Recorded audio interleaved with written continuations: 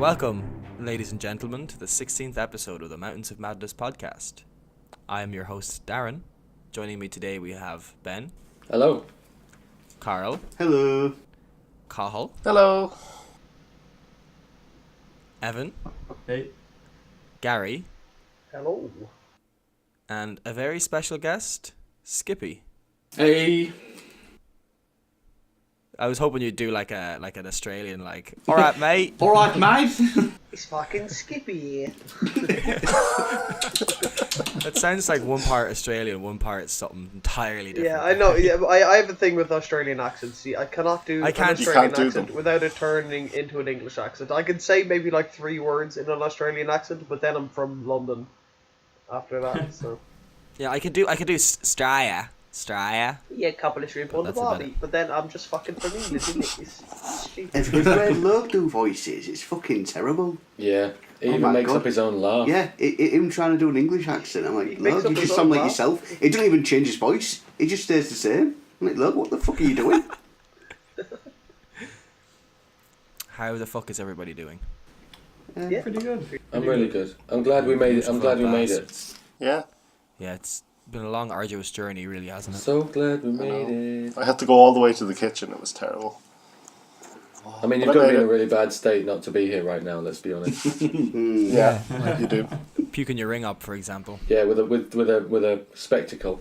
or with an audience. holding a bucket. A fucking cook. I hope he's holding his hair back. Could we come up with some name for the two of them? Like, one of them could be Cook. It could be like a breakfast cereal cartoon. Cook and Vomit Boy. Wingus and Dingus. No? Alright. Bonnie and Clyde. No, but we need to include the fact that there's vomit involved. Like, that's an integral part, I think, of their dynamic. Vomit and Clyde. No, Vommy and Clyde. Bonnie and Clyde. Bobby There you and go. Clyde. That's perfect. So, guys, what games have you been playing lately? Let's kick it off. Scrabble. Snakes and ladders. Nah. Monopoly.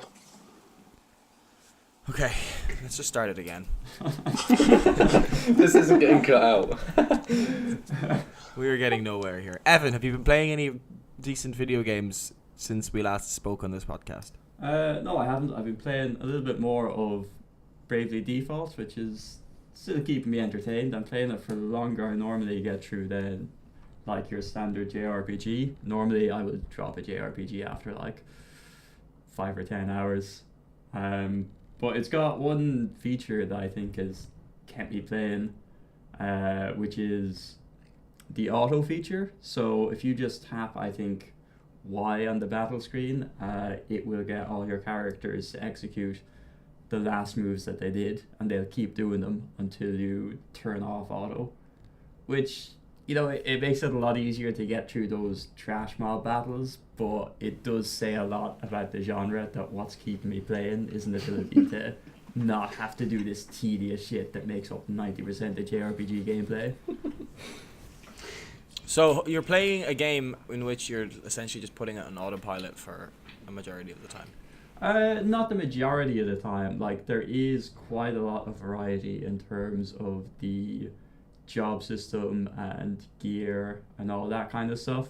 And there will be battles, you know, regularly enough where you have to turn off auto. So I wouldn't even say it's a majority of the time, maybe like 49%. Is this like when Homer Simpson gets that job and he just replaces his work with the work of that dippy bird that it can just that falls down, then picks itself back up, and then falls down, picks itself back up? That's pretty much it. Yeah. Have you got that pressing the Y button? Actually, I was playing a bit of Final Fantasy 15 recently, and it's very much the same. It's like there's one button to attack, and to attack you hold down square. I thought square was dodge. Yeah, circle. Circle is no, dodge. I changed the control schemes. Oh, okay. Because circle to dodge makes a lot more sense, having played other games where circles to dodge. Such as? But, Dark Souls, Bloodborne. Oh, Bloodborne. Oh, Bloodborne. Speaking of, does anyone know if anyone's platinumed that? We do this on every podcast. It's starting to get boring now. I still get a joke out of it. We're like 9 podcasts deep. Come to think of it, I've actually planned on Bloodborne. Really? I am shocked and appalled. Oh, I had no idea. That you've never mentioned it. What is Bloodborne? One thing I am going to platinum, hopefully, is Shadow of the Colossus. Yes, I have also been playing that. I've been looking at the trophies, and I'm like, I think I can do this with relative ease. One of them is to finish hard mode in like 5 hours and 41 minutes. Oh. So what's the difference? Did we figure that out?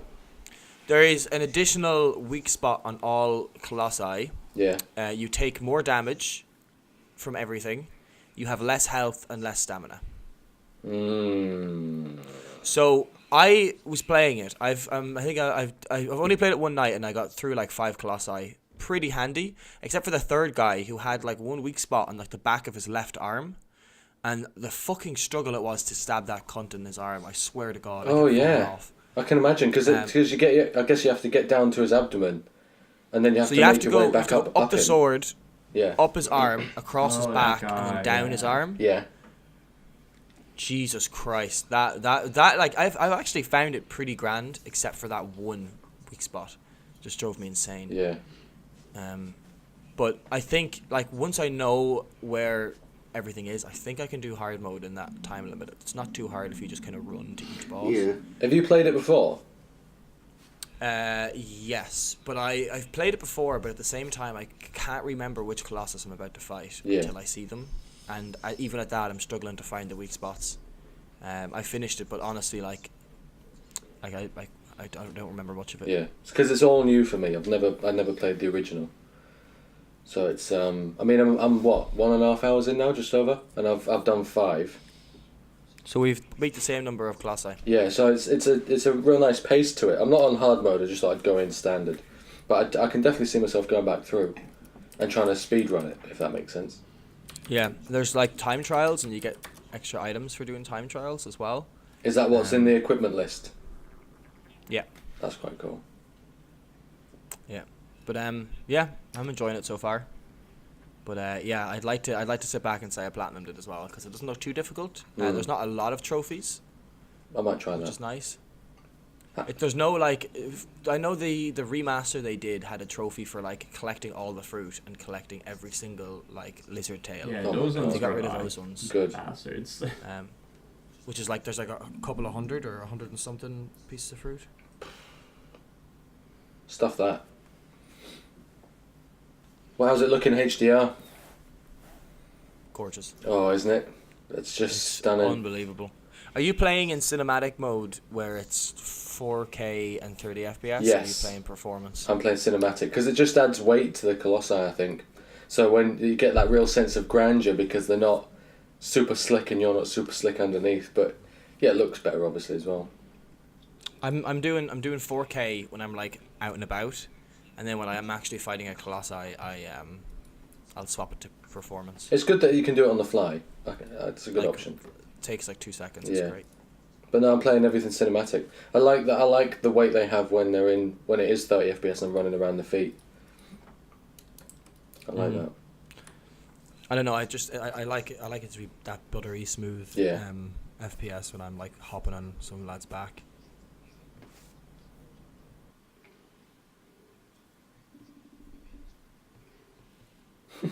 Yeah, but it does look very pretty when you're not moving.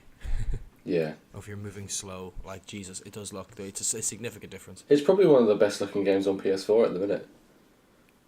Which is funny because it is a very bland game. Yeah. You know, there's not a lot really. Like it's very barren, but it's pretty. It's emptiness. It's very cleverly placed landscapes. Like you'll turn a corner, you'll cross a bridge, and the camera knows how to behave as well. So say you're crossing a bridge, it knows to pan out a bit and just move right a little, and you can just see this massive waterfall landscape. It looks amazing.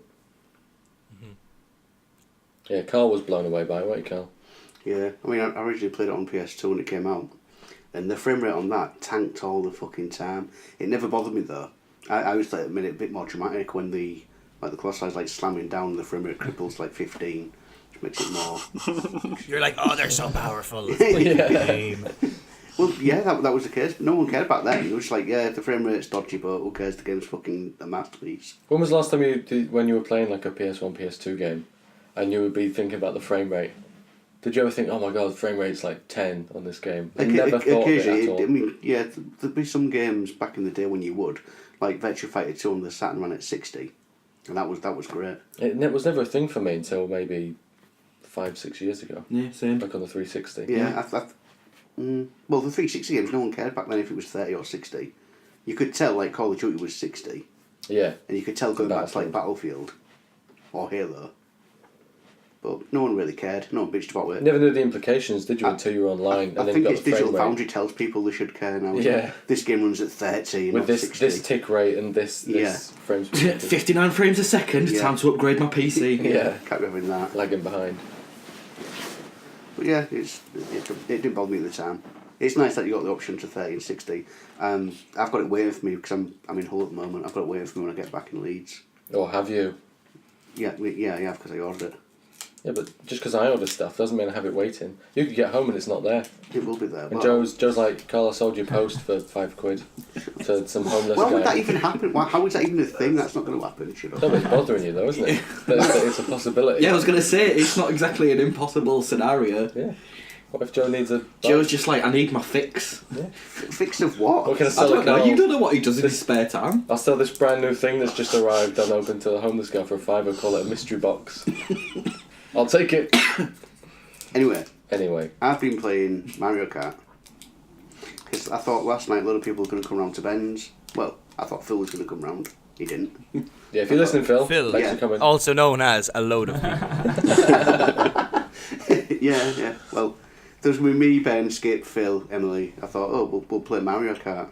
Because it's like a party game. Because you only have one set of Joy-Cons. No, Emily's got a Switch as well. Yeah. So we'll have like fuck 4 you, controllers. But no one wanted to play it. So that was... So you played it by yourself? In a corner by himself. In the corner by myself. What are you doing, Carl? Looks over his shoulder. Nothing. Winning. It's just you by yourself in a racetrack. Yeah. No NPCs. Ghost mode. Winning. I get past the laugh. I'm like, yes, a ghost, a friend. You don't even have a car. You're just walking down the track, real slow, like the end of the Hulk film from the 70s, 80s.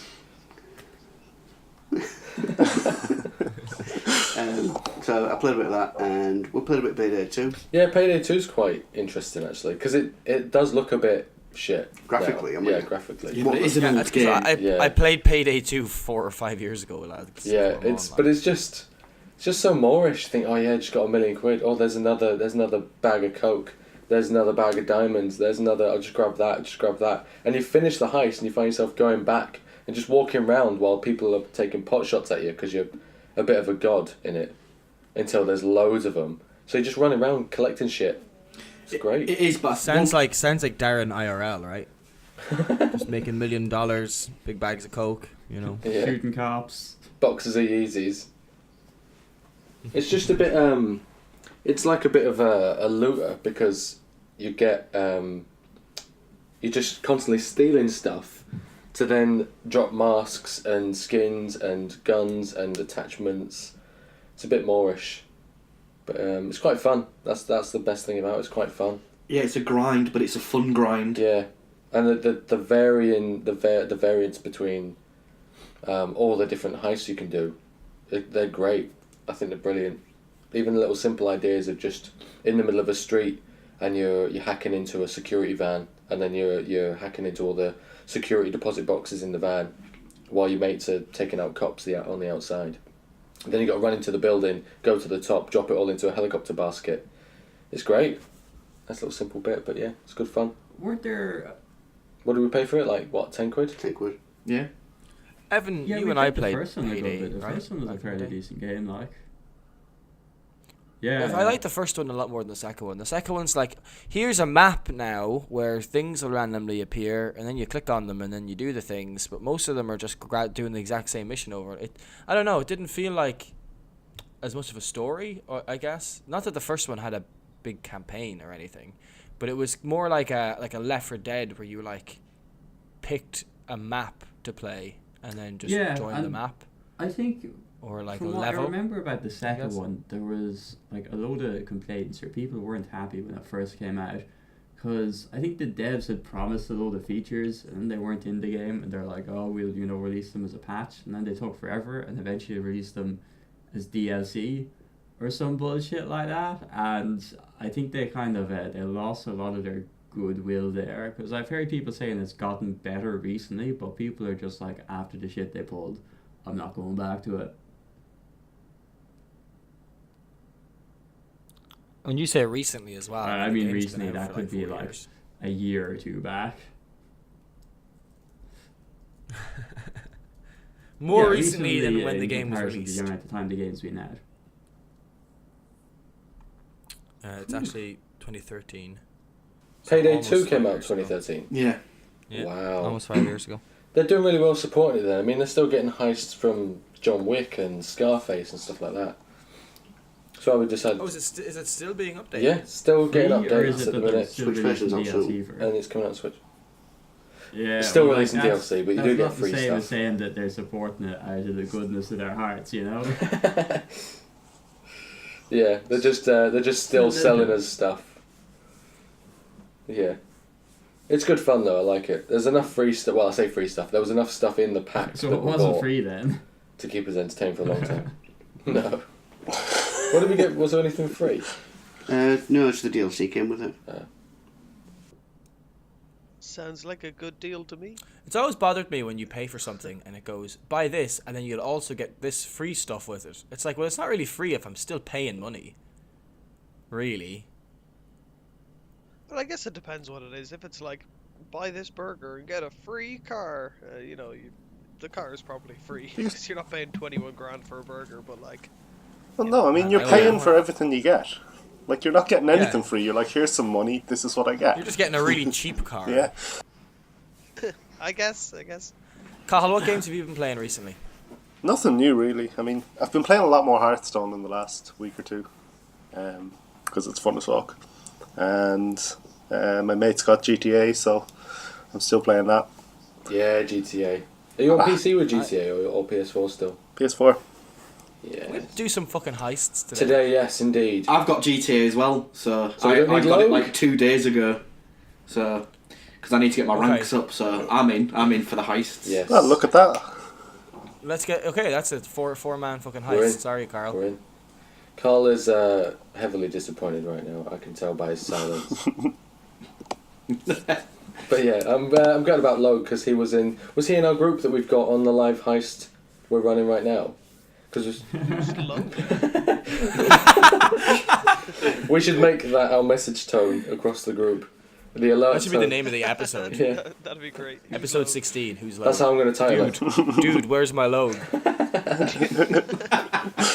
Episode 16, The Return of the Logue. We could go on. In fact, If he was here the anyway. next Mountains of topic Madness. is The two Logues. the next topic is film titles with Logue in the title. Oh my god. Can we The actually Logue Diaries. can we just start this I want to make this a thing. Can the title of every new podcast have Logue in it somewhere? Can that be the new naming convention sounds for the pretty funny to podcast? me. Iron Logue Fellowship free of the review. Logue. Logue Reloaded. I'll Reload. How did you what I not did think for of that? for the Last Jedi one, it was a special edition podcast. So I put Logue Jedi? yeah, I'll put something up. So I'll put podcast 16 and then the Logue Returns or something like that. Yeah. We'll come up with something amusing for the group. Watch this space. So then, Cathal, have you just been like getting your mates ranked up in GTA? Have you been doing heists without us? What have you been doing? Have we lost them? No, I'm here.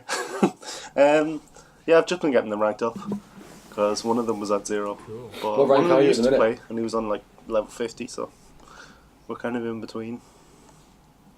Nice. I was doing a race yesterday called a Transformer race. Have you seen those? Oh, they're fun. Yeah, They are they're good. really They are fun. good fun. Yeah, I almost won. The last corner, this guy fucked me on the turn. Not literally, of course. That would have been. Those are the ones where you go through like the ring and you change to the Yes. type, Yeah. isn't it? Yeah. So you Yeah, literally yeah, go I've seen every type of vehicle. How I've does it al- change? Does it? It looks really I've fun. You only played transform. one of So those. it's like a cloud of smoke. Ah. I was expecting something No, more of that. it's not like Transformers roll out. Yeah, you don't like rip off your limbs out playing. That's a shame. Yeah. I've only played one From being Transformers, Optimus and I Prime let to Cozy fucking host it. one of the Dino, whatever they were called, the Dino bots. Can't remember. Grimlock. Yeah, me Grimlock. He was the best. I'm surprised they haven't done like a Transformers thing yet. Oh no, they have. Transformers Devastation. No. I mean, GTA.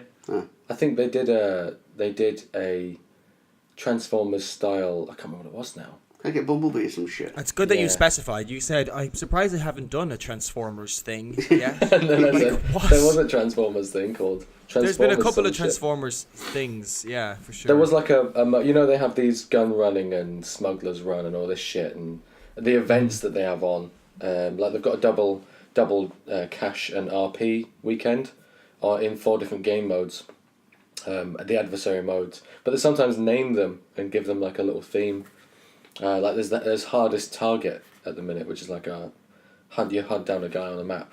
It's quite good in PvP, and then the guy changes once he's dead, so you hunt down someone else. That's what. My big problem with GTA is that sometimes I just don't really know what to do. Like, we can play for an hour and not really do anything. Oh, I was on with Chikozy the other night, and I wanted to start this mission, and I'm waiting for Chikozy to turn up at this place to grab this thing, which is most of the themes of the missions in GTA. And he's dicking about on his bike, and he gets knocked off his bike, so then he grabs a car, and then he's like trashing this car, and then it blows up, and then and I'm just stood there tapping my foot, arms folded, just waiting for him to turn up. And I'm like, an hour's passed and we've done nothing. We've earned no cash, we've done no missions, we've done nothing. Chikozy's had a fun time. At least he's in the fucking game. I play Warframe with him, he starts a mission and fucks off for 20 minutes. I'm like, what are we doing? It's free to play though. Still. That's his excuse. It's like, I could fuck around, it's free to play. But yeah, we'll definitely do some heists today. Sorry, Carl. Skippy's taking your place on the heist. His face. Why don't you get Logan on it as well? Who? Look. I think what we should do is we should have Skippy and Carl race to see who can masturbate and orgasm the fastest. Not in my house, you ain't. And the winner joins the heist. After a 5-minute break and a cigarette. On a biscuit, and then Ben has to eat it. Oh, what? Yes. What? Ben has to eat it no matter Gives what. a whole new meaning to party rings. I thought that'd get more, but thanks, Gary. You're welcome. It wasn't that funny, Ben. Fuck you. I want extra laughter. I'm just waiting Carl, for Ben to like pull out a little fucking book and like check. I want extra laughter. I saw in the podcast number 13 where Darren mentions his platinum Bloodborne again, and you put the crowd screaming in there. Yeah. I laughed so hard. So it's the super hot fire one, do you think? Yeah, with the crowd roars.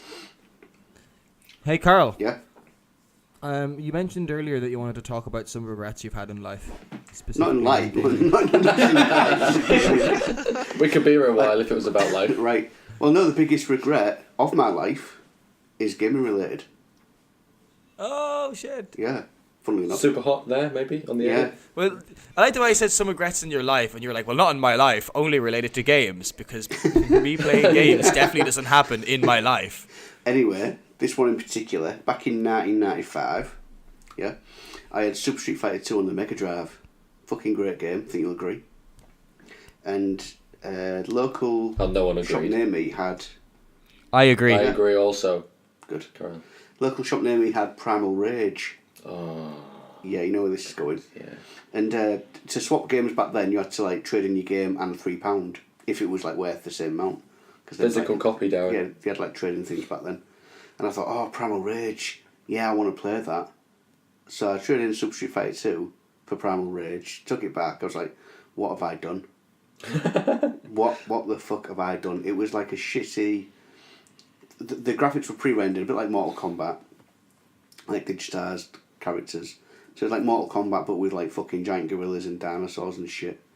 And one of the characters could fart like a fucking green gassy cloud at characters. I was like, what the fuck is going on? So How old are you, Carl? back then, No, how old are you now? now 35. You're 35. And you introduced that story with the biggest regret of your life. Yeah, Wow. Must be a pretty bad game. Yeah. It must have been either a really bad game or a really okay life. Yeah, I would really look at like. Or maybe you just have your priorities all out of whack. Yeah. What time is it, Carl? Well, I'm looking. I don't know. Doesn't matter. No concept of time or direction. Yeah, but he's very good at dates, right? That's what we discussed before. Yeah. Yeah. Yeah, but Stephen Hawking's good at science, but I can still get him in a Carl, race. what was the release date of the PlayStation 3? PlayStation 3. What, UK or US? Oh, God. UK. UK was Oh, he's just showing 2007. What date? Do you remember what I got John for his birthday? Yeah. 1 year. It was March 2007. It was March I'm impressed. 2007. It was. I I think it was March 27th or 24th. Well, that's just what sticks out in my It was mind. round about that time What do I know? because it was our friend John's birthday, and for a laugh, Ben's auntie used to work at Blockbuster. We got like a display PS3 box and filled it with all these door samples inside To weight it down. So we took it into like work in the canteen at dinner time. Like, here's your present, John, like wrapped up. So he opened it, and his fucking face when he saw the PS3 box, like, what the shit? Yeah, he's laughing his head off because he can't believe it. He doesn't know what to say. Yeah, and then he opens it, and there's all these like fucking plastic samples inside of fucking doors. I stuck a brick in there as well, didn't I? Yeah. It was a heavy console, yeah, it was a heavy console. It's absolutely brilliant. Yeah, and I said, don't break that box, I have to take it back. Yeah, I'm gonna need that back. Yeah. And then I gave him Taurus Trophy on the PS2 because that had like recently came out as well. Yeah, it was funny that. But March 23rd, One-off, 2007. I was one off. You know Carl. So, any other big gaming regrets, Carl? well, here's another sort of PS3 related there. I picked a PS3. It's very PS3 related. No, yeah, I picked a PS3 at launch when it came out, based on the fact that I was convinced the Final Fantasy VII remake was happening. So I bought the PS3. Yet Ben had a 360. John had a 360. I had a 360. Yeah, everyone else had a 360. And I was going different by getting a PS3. So I'm sat there on my own playing fucking MotorStorm online while everyone else, I remember that. while everyone else is playing the Halo 3 beta. I remember coming to see it and you were like, look at the mud, look at the mud, look at the trails of mud. The I'm mud driving in sticking his to my trails. bike. Look at the water in the trails of mud. I'm like, yeah, Carl, I'm going to go fucking play Halo. I'm playing this game for 7 weeks. But the physics were really impressive at the time. I thought it looked good. I had MotorStorm as well. It was the only game, just because there was nothing else. Yeah. It was that and Resistance Fall of Man, which I played online a lot, and it was alright. Well, I was playing Oblivion as well because that came out for it.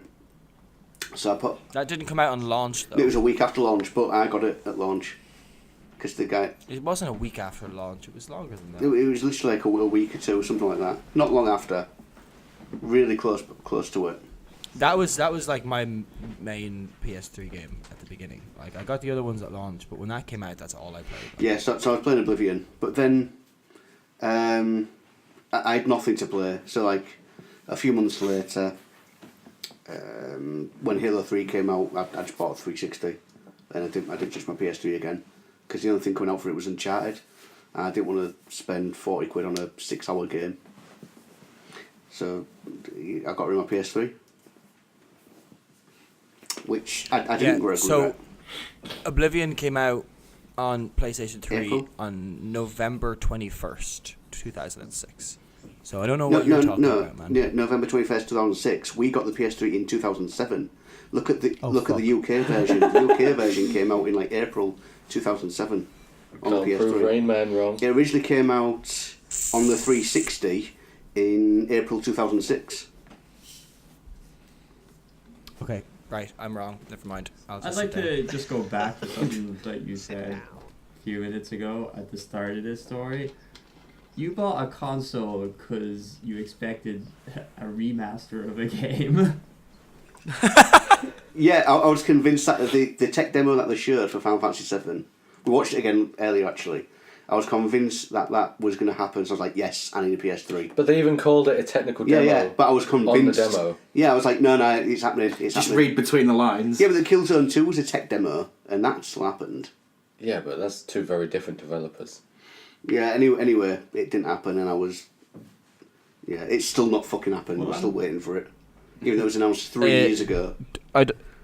I don't know if these the word PlayStations later. I don't know if the word waiting is really the term to use. I mean, it's more like a sense of dread, personally. Well, It's gonna be absolute fucking even garbage. If it isn't, I it's don't not know. going to be. Well, like you said, Final Carl. Fantasy VII, like.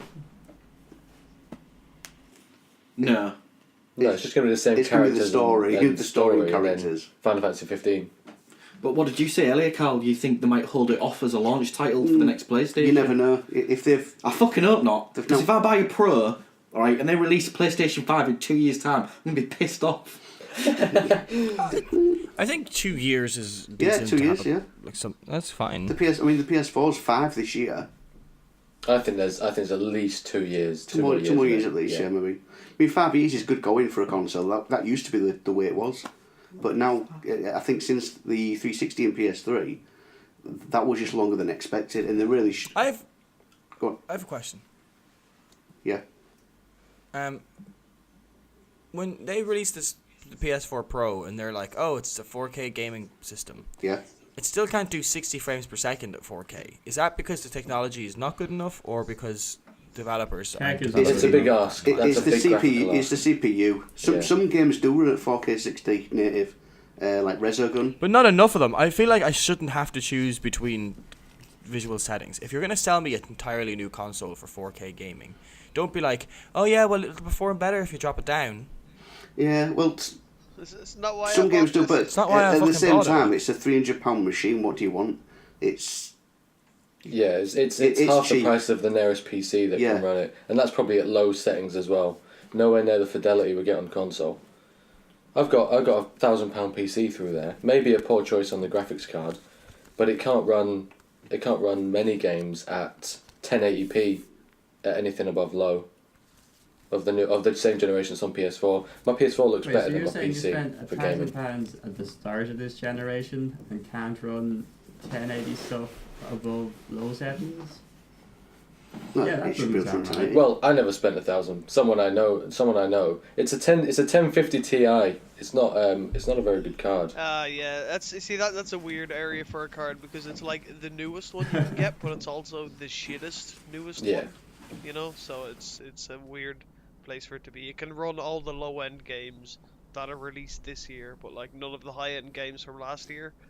Yeah, I mean, I booted up Division on it on the PC, and it looks like shit, and it's running about 20 frames, and that's in low. But then on my PS4, I've got native 4K, and it's gorgeous. Yeah, I don't know. For me though, if something is advertised as 4K, it should, like in my head, 60 FPS. Yeah, is I what would rather games run like at, you know? lower resolution Because than obviously, higher you know, FPS. PC. Yeah, that's what. I don't know if I'd lower rather lower resolution if I'm buying a system. I just mean in a Yeah. general Okay, sense. yeah. like, Because I have to if pick it's between like I'm buying this, oh yeah, no, in general, obviously, yeah. But if I was buying my 4K gaming system for my 4K TV and my 4K armchair, I want my fucking PlayStation to be playing in 4K. You I know? categorically did not buy the PS4 Pro for 4K. It just that my PS4 broke, Yeah. and I Oh just- yeah, I no, bought but mine I for mean, just in 4K, general, and I you keep know, mine like in 4K. if somebody's waiting for ages for the PS4 to Pro come out, Yeah. just so they can hook it up to their 4K TV, and then it's like, oh well, it runs at 8 frames per second at 4K. Is that okay? It's no, motherfucker. If it's it a choice isn't, like- between graphical fidelity, 4K, or frames per second, I'll probably go graphical fidelity first. I want the prettiest picture, and then 4K. But over frames if per you- second. We all know that you just jerk off to fucking video game sunsets, you bollocks. It's nothing But new. if Yeah, you're I do. spending £300 on a machine expecting 4K 60 frames per second, you're living in cuckoo land. You aren't going to get that. No fucking way. Yeah, I guess. No, you can't get a PC. I know, You can't I get a guess- PC I guess- for I £300 guess that for- runs 4K 60 FPS for Fucking hell. £300. Even newer games that is that, true. like Star Wars Battlefront 2, even a 1080 Ti can't handle that game at 4K 60 frames. That's In because it's Ultra, to be optimized fair. Yeah. like garbage. So You you gotta get drop it you down get yeah you're getting a good deal with the PS4 Pro at the price you're getting. That is Bang for buck, Yeah, can't be beaten. it's a bargain. Well, yeah, look at when you said about that PC, and I compared it to mine. While I've only got 8 gig of DDR3, and that's got 16 of DDR4, is it? Yeah, I've got a GTX 960, which is better than the 1050. yeah, it's weird. Very weird. Even though it's only by like not a huge percentage, but my older card is better than the newer card. I think that's going to be swapped out soon. Like it's strange how it works, because I have a 770, which I think is like perfect for this analogy, because you get a 1060. Oh no, sorry, 1050, a 960, and a 770, and I'd say they all run like exactly the same. Yeah. It's ridiculous. Yeah. On today's podcast, everyone shouts numbers at each other. Number. That's number one. Oh, you can fucking print that. We're gone, guys. That's it. I'm gonna get Robert Webb in there. I have a video game regret. Go on. When it released, decided to rent Metal Gear Solid 3 because I didn't think I would want to own the game. And then I subsequently ended up renting it another 2 times before finally buying the game. How much was the rent? I don't know. I was getting it for a weekend, so I don't know. It was maybe like a tenner, I guess. I don't know. I can't really remember. To rent? What? Maybe not. Maybe it was a lot less. I honestly cannot recall. But I ended up finishing the game, I think, 3 or 4 times before finally buying it, and then I didn't play it again.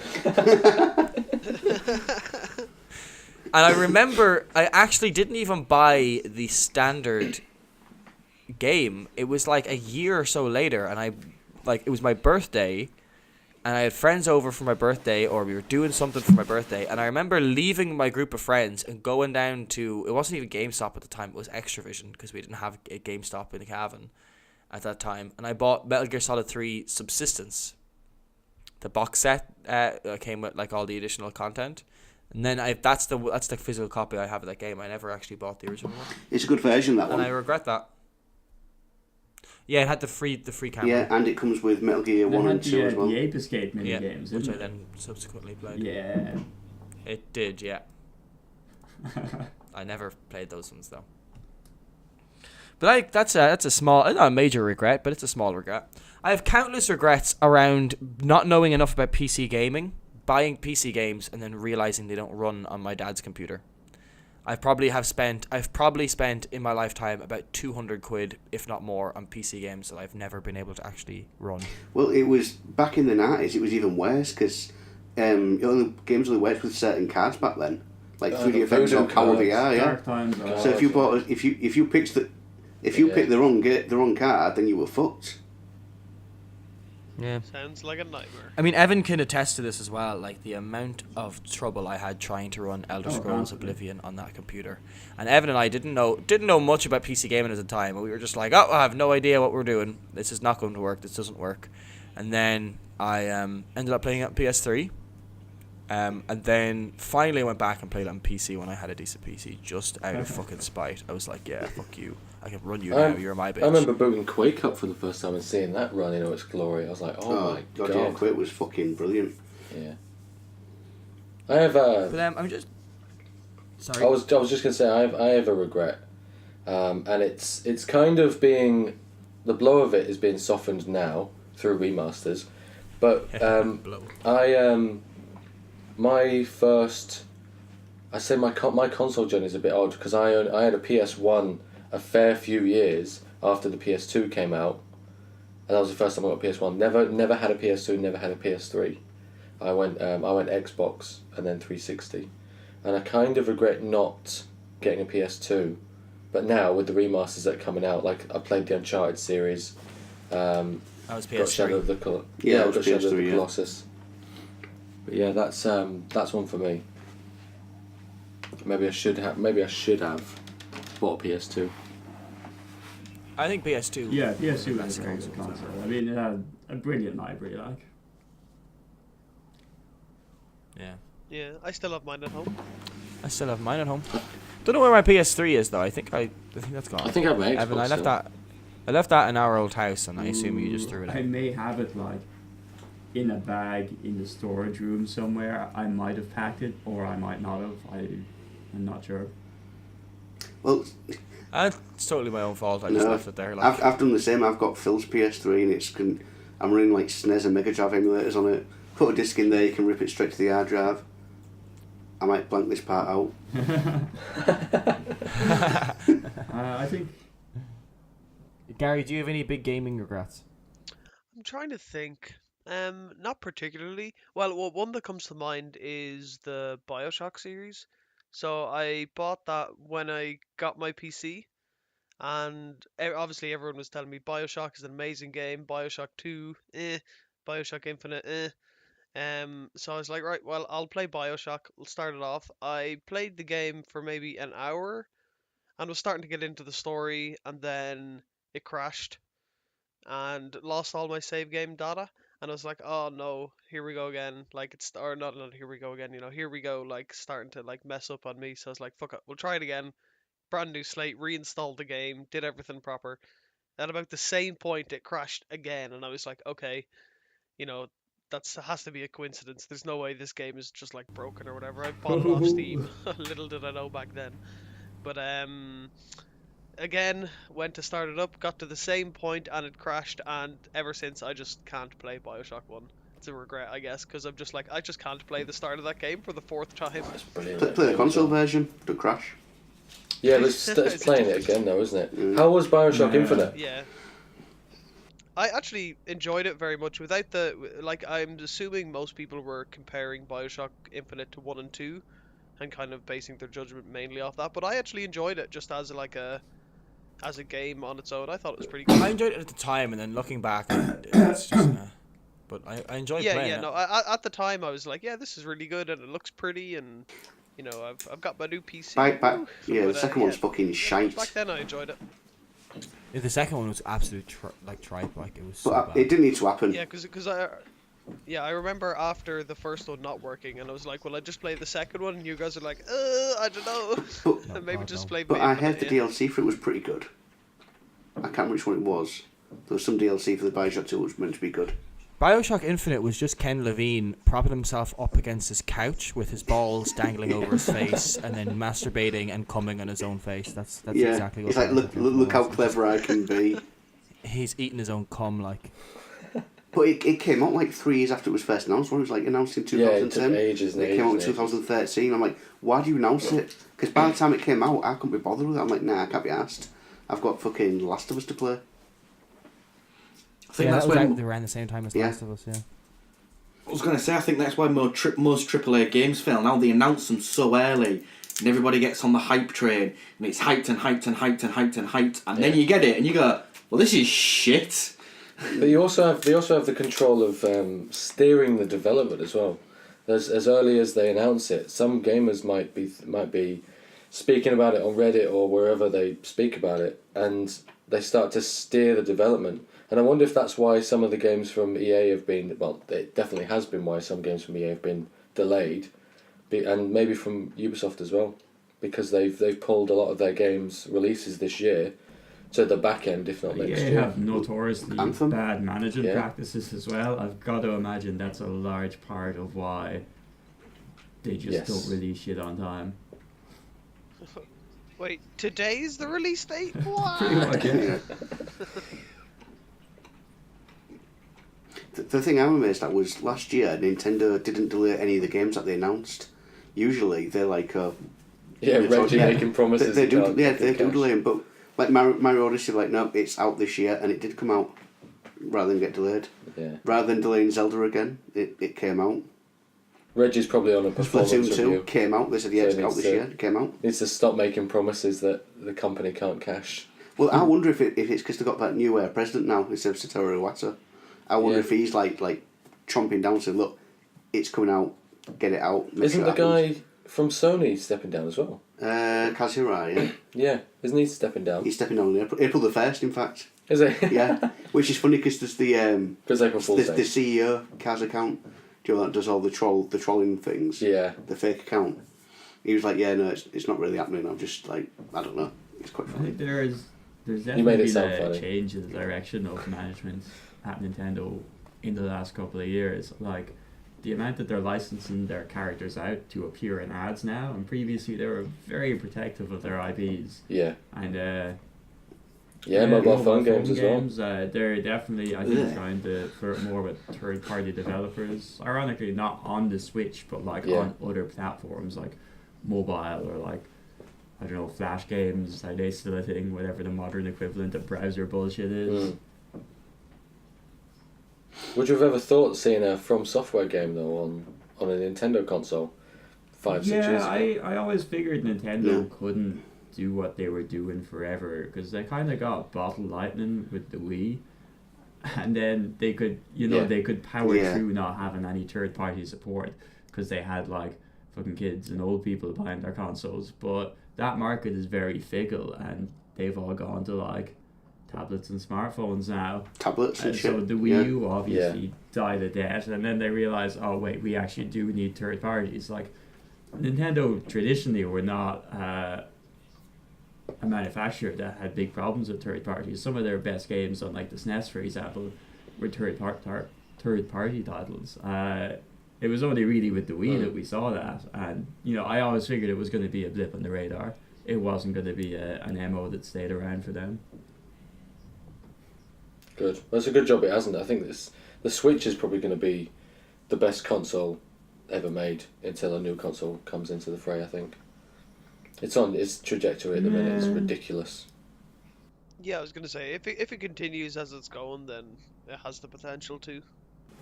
It's the convenience as well. Well, yeah, because they're discontinuing DS stuff soon. Because I know the last Pokemon game, Ultra Sun and Ultra Moon, are the last Pokemon games on the DS whatsoever. Yeah. So I think they're going to eventually, ironically, switch everything to the Switch. Yeah. Well, not only that, if that's going to be treated as the handheld and the home console, they're going to like move all the 3DS development onto that, and so it's going to get you're going to get even more games going up soon. Yeah, its bases are covered. It's going to be. I think I'm going to get 2019. Boom. Yeah, it's so many more. And all the Rockstar games as well. I mean, imagine if GTA Online comes out on that, or GTA 5, I guess it's could run it. Yeah, could do it. GTA 5.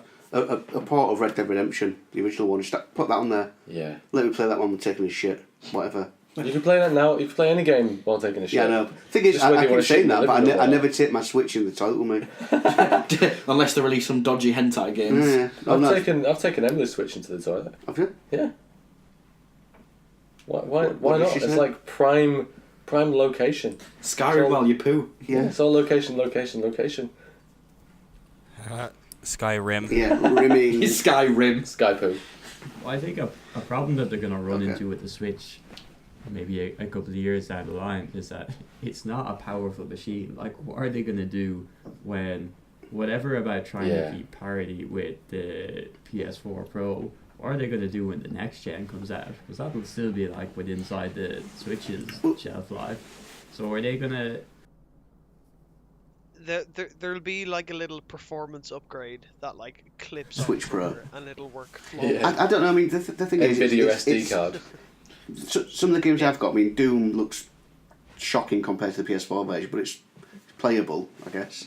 But it's never Nintendo never really do try and compete with the other manufacturers. No, it's like it is. It's a different niche. It's a different fucking thing. But they've managed to nail it this time. Do you know what I mean? And now you've got a portable 360 or PS3.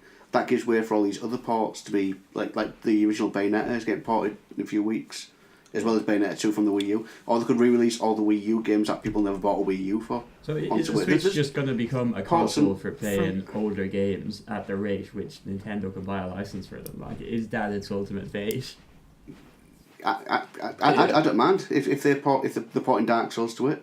Fair enough, that's fine. They're porting some of the Wii U games like the Hyrule Warriors and the other Donkey Kong Country Tropical Freeze. Literally taking over the console market. And if they've got like a GameCube Virtual Console in there as well, where you can play F-Zero GX or Metroid Prime, fuck yeah, I'm all for that.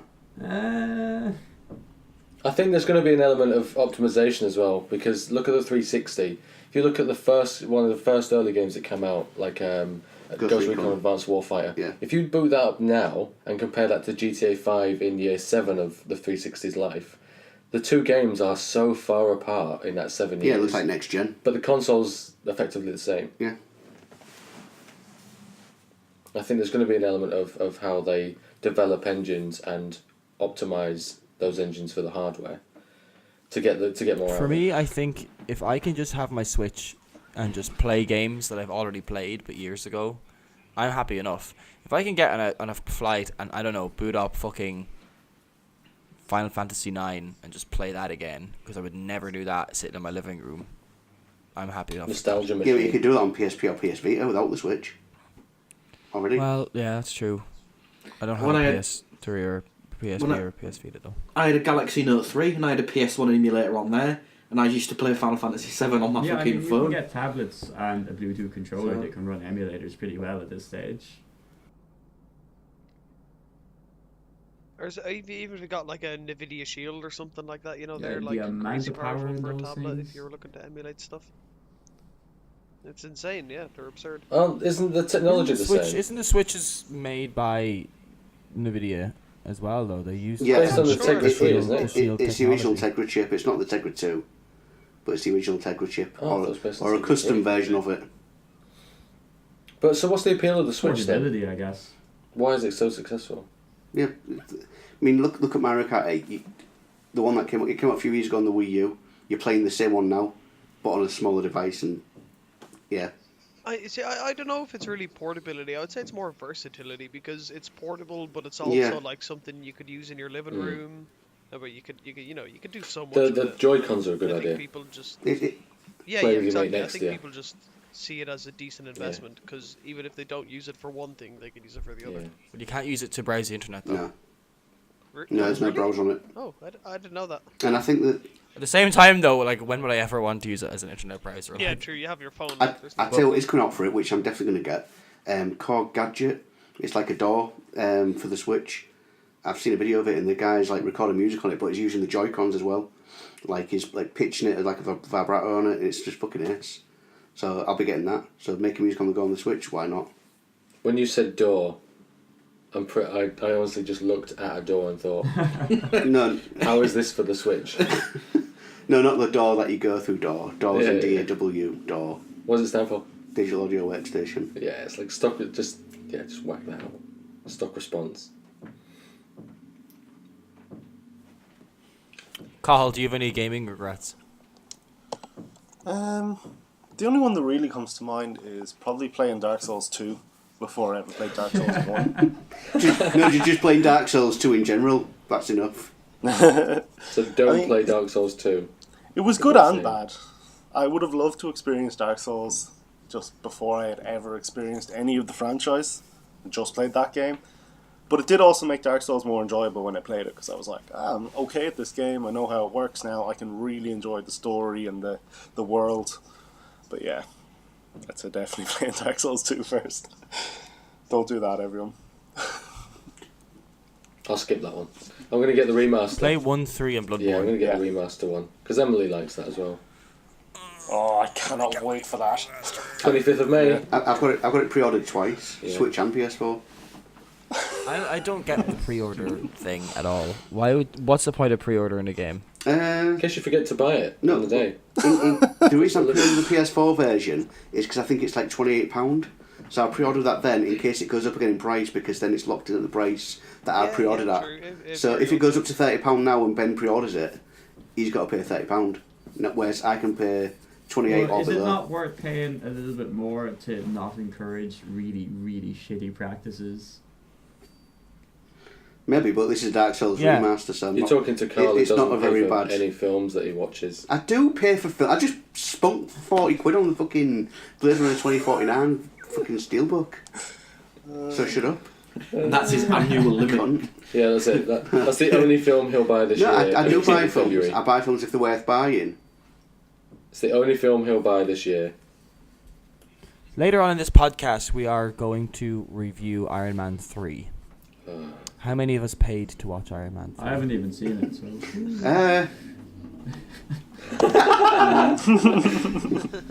Well, Yeah, you're a everyone better would be man exiting for the it. room. No, I did not pay to watch it. Did you pay to watch it, Darren?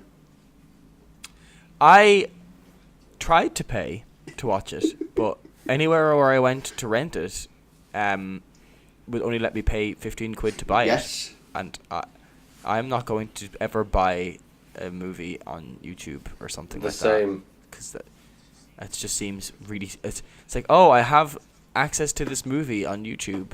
What if it was like It just a fiver? doesn't sit well with me. reason. But I don't mind. But I wouldn't mind. No. If it was £3, I would. I still think 5 is too much, especially for Iron Man 3. I'd rather just walk outside and smell the roses, and then fucking smell the flowers, put a bullet in my fucking head. smell the homeless man shit on your work building. Yeah. I agree actually, because I still think that Netflix is onto what we're doing here, because Iron Man 3 was on Netflix 2 weeks ago. It's not on there anymore. Nope. Thor: The Dark World is still and I bet on next Netflix. week when we watch it, Watch it while it's you gonna can. go. So watch it while you can, boys. I bet it's not gonna be there. But yeah, we had to do recaps and watch scenes and stuff like that. Pain in the ass. I just watched it. One of them. Watch out, we got a badass over here. What's your IP address? Seriously though, I will say paying the extra amount for the Netflix Ultra HD streaming is yeah, because it's all HDR now, isn't it? They don't call it Ultra boy. HD 4K. They just put HDR. And altered carbon. Fucking sexy. Altered carbon on the 4K TV is. I'm gonna show Skip actually. I can't watch that show without getting a boner. It's very beautiful, but it's also just like, hey, did you like Blade Runner? Here's a TV show. Yeah, basically. about Blade Runner. And Ghost in the Shell. Yeah, His Ghost in the Shell. Yeah, but it's pretty. It's I good don't to know. see some new lovely. cyberpunk though, because it was a genre I thought had died a death, but it's more relevant now than ever. Like, it needs a revival. Evan the Robot. Yeah, well, I think even though Blade Runner didn't do very well at cinema last year, I think it was well received by people. Yes. Better than People I will be thought it buying would be. that on any kind of edition release for the next fucking 25 years, without a doubt. No, so I'm happy the way that turned out. And you've got Mute coming out as well on Netflix. Yeah, did you see the trailer for that? It's by Duncan Jones, who did Moon, and this is his next original film. Because the films he's done in between have been like studio must-haves, prerequisites for him to get funding for his own, and they still fucked off and went to Netflix. They probably wanted him to do Warcraft 2, and he said, yeah, I will, but I want to do my own film first. But yeah, watch the trailer for Mute, it's good. Well, Carl made a good point yesterday, or was it you, Skip, where you're not sure why it's in No, No, it wasn't me. It was. it's a cyberpunk film, but universe. I don't know why they've got that as a setting, because Yeah. from what I've seen on the trailer, it doesn't really matter. It doesn't explain anything. Yeah, it doesn't explain why it's futuristic setting, it just is. Well, the guy is he's meant to have an issue where he either can't hear or can't talk.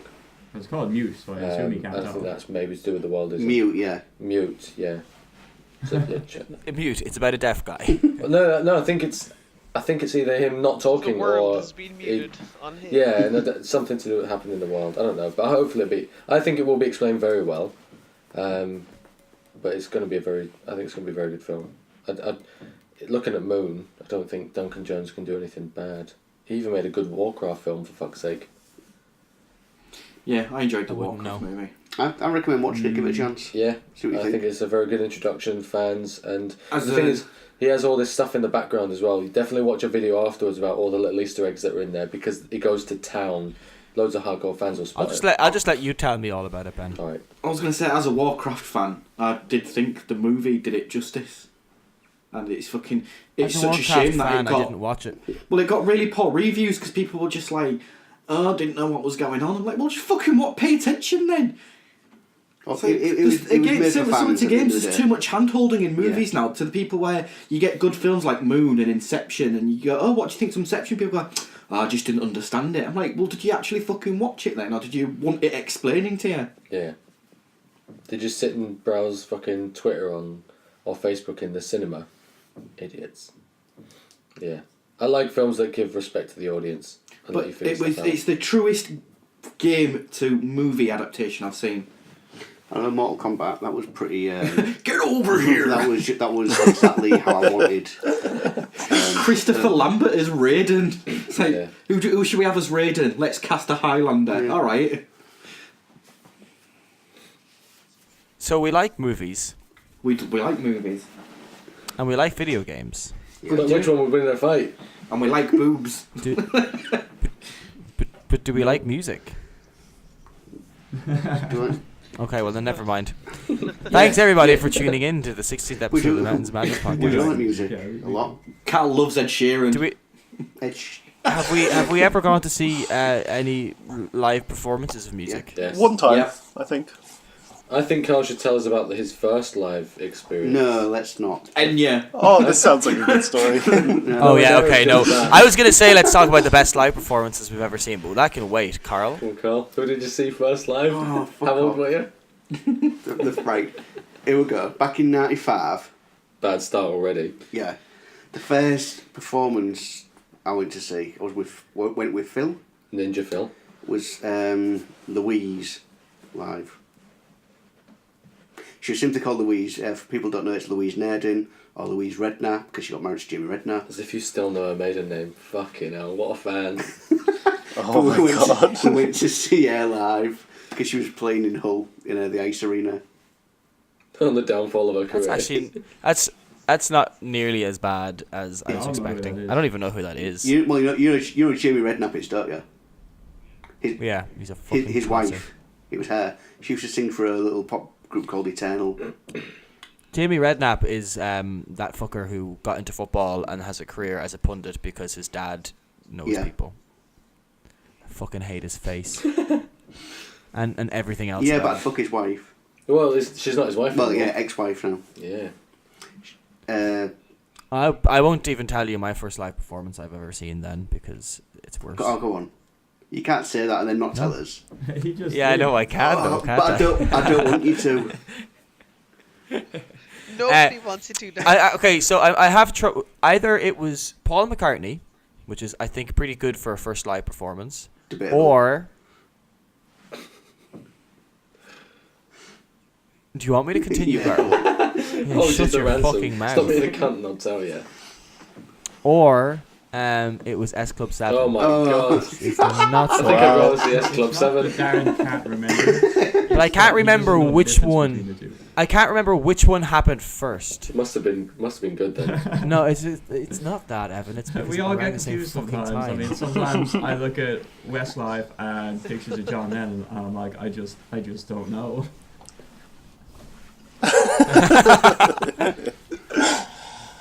But what's been the best live performances you guys have seen then? Mine's my first and my best, actually.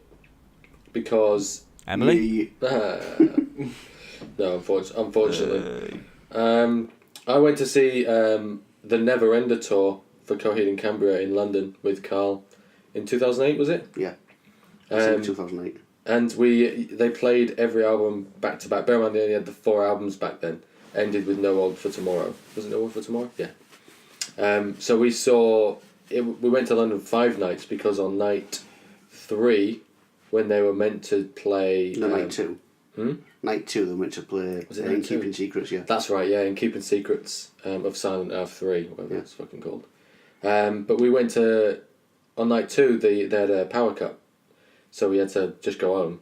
Yeah. And then they played that on gig. day 5 for people. But yeah, they played every album back to back. And the first night's encore was insane because they played the best songs on each of the next 3 albums.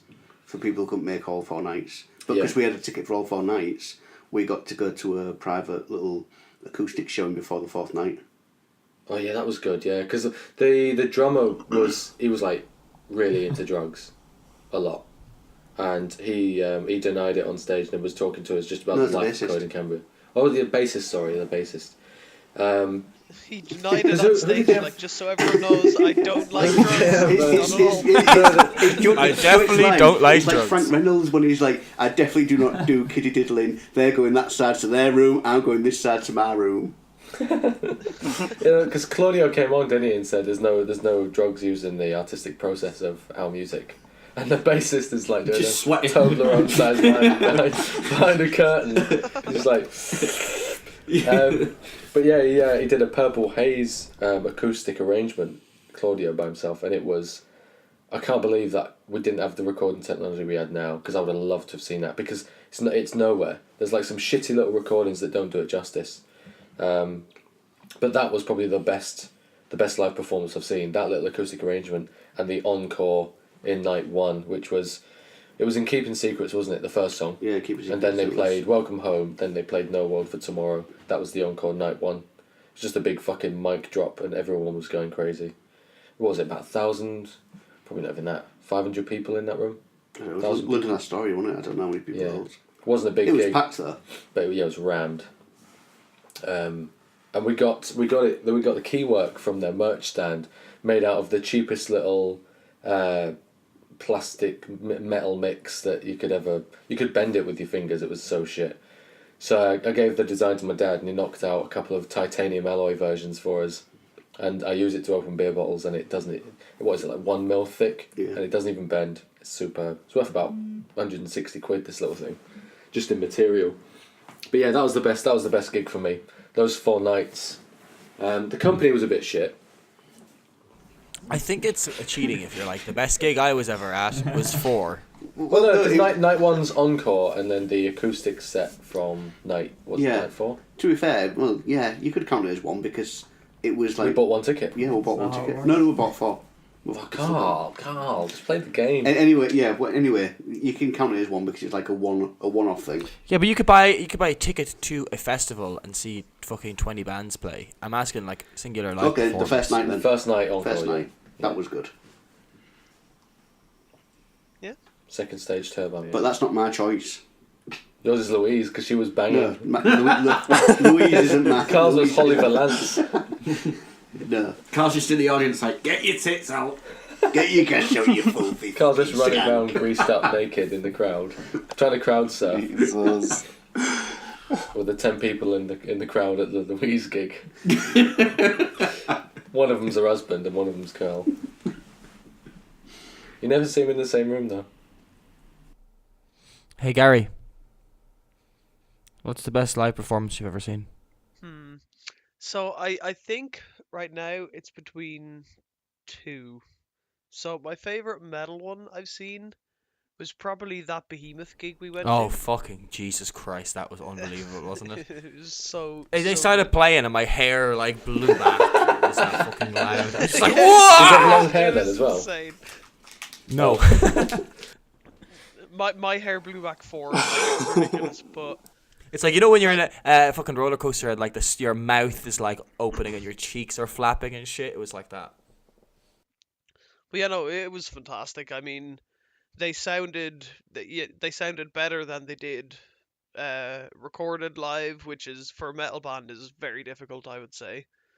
Their costumes were like these long horned kind of faceless satanic masks with like all these crazy long robes, and like halfway throughout the concert, like a guy covered in blood came out and started drumming with the drummer, and it was all this crazy shit. Oh yeah, they had the going big on, fucking incense containers as well, right? And they were Yeah, waving exactly. incense on the crowd, and they had fucking like candles and shit.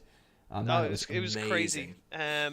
But yeah, It felt like we were in like some like forbidden like ritual chamber. the atmosphere was insane. Like Fucking between every unreal. song, they built up like a perfect atmosphere for that song. Is kind of And, what like, I went away No with. moshing It or was anything. amazing. Like everyone was just No, like, everyone's just standing stood there. It was just Yeah. fucking wild. Like It was crazy. No, yeah, fuck it. I'd say that is my favorite live performance. I was gonna like try and contrast it with another one, but I think that has to be it. Like just remembering it. what now was is- your other one? I would probably say when I went to see, Kendrick Lamar at Longitude last year.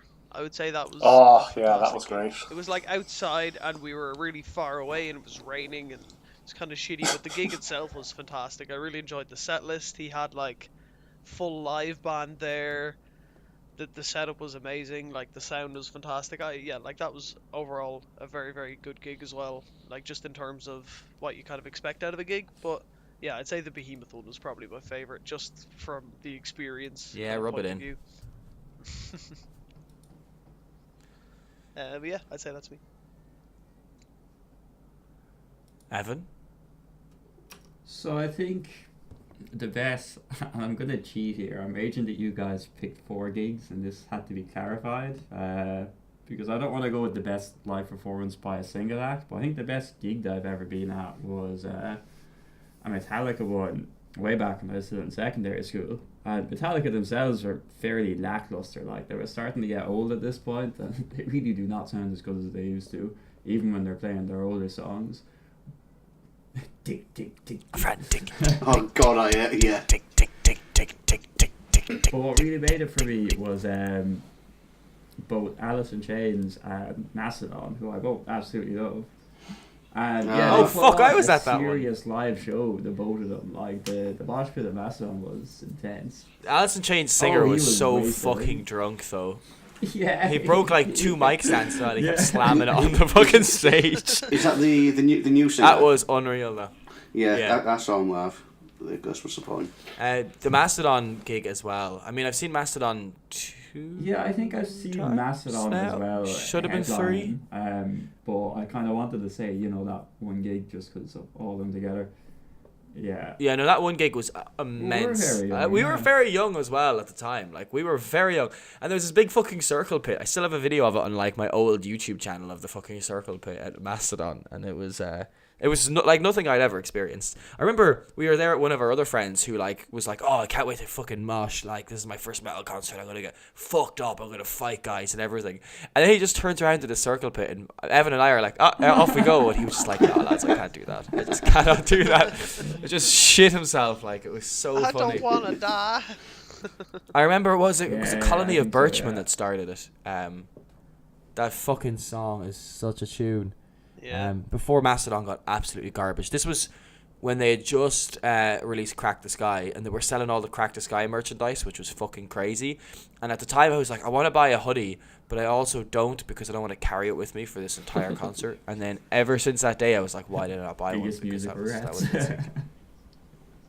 was biggest music regrets. I didn't buy a goddamn Mastodon. Tenacious D at it, who were surprisingly entertaining. No, they didn't. That was the one where that it was a just different them, Metallica Tenacious concert. D. Yeah, you're right. Yeah. They had really Avenged hated Sevenfold. Oh god. And they sucked. And the lead he guitarist just, like, kept kept messing hitting up his buttons. solos. I remember Did that. he? What? Yeah. Not surprising. He would start playing the solos and fuck it up. They did get a kid up on stage though to sing Pantera's Walk because they were at a concert with Alice in Chains, Mastodon, and fucking Metallica, and they were like Avenged Sevenfold. They're singing about like slitting their wrists or whatever, and the whole crowd just started chanting "Walk, walk, walk" because they had covered Pantera's Walk, so they got a kid up to fucking sing it, and that was the best thing they did like the entire evening. Just get a kid to sing Walk. It's just such a weird one. Because it's a better song than anything they were doing. Like, yeah, of course. But yeah, that's what I'm going with.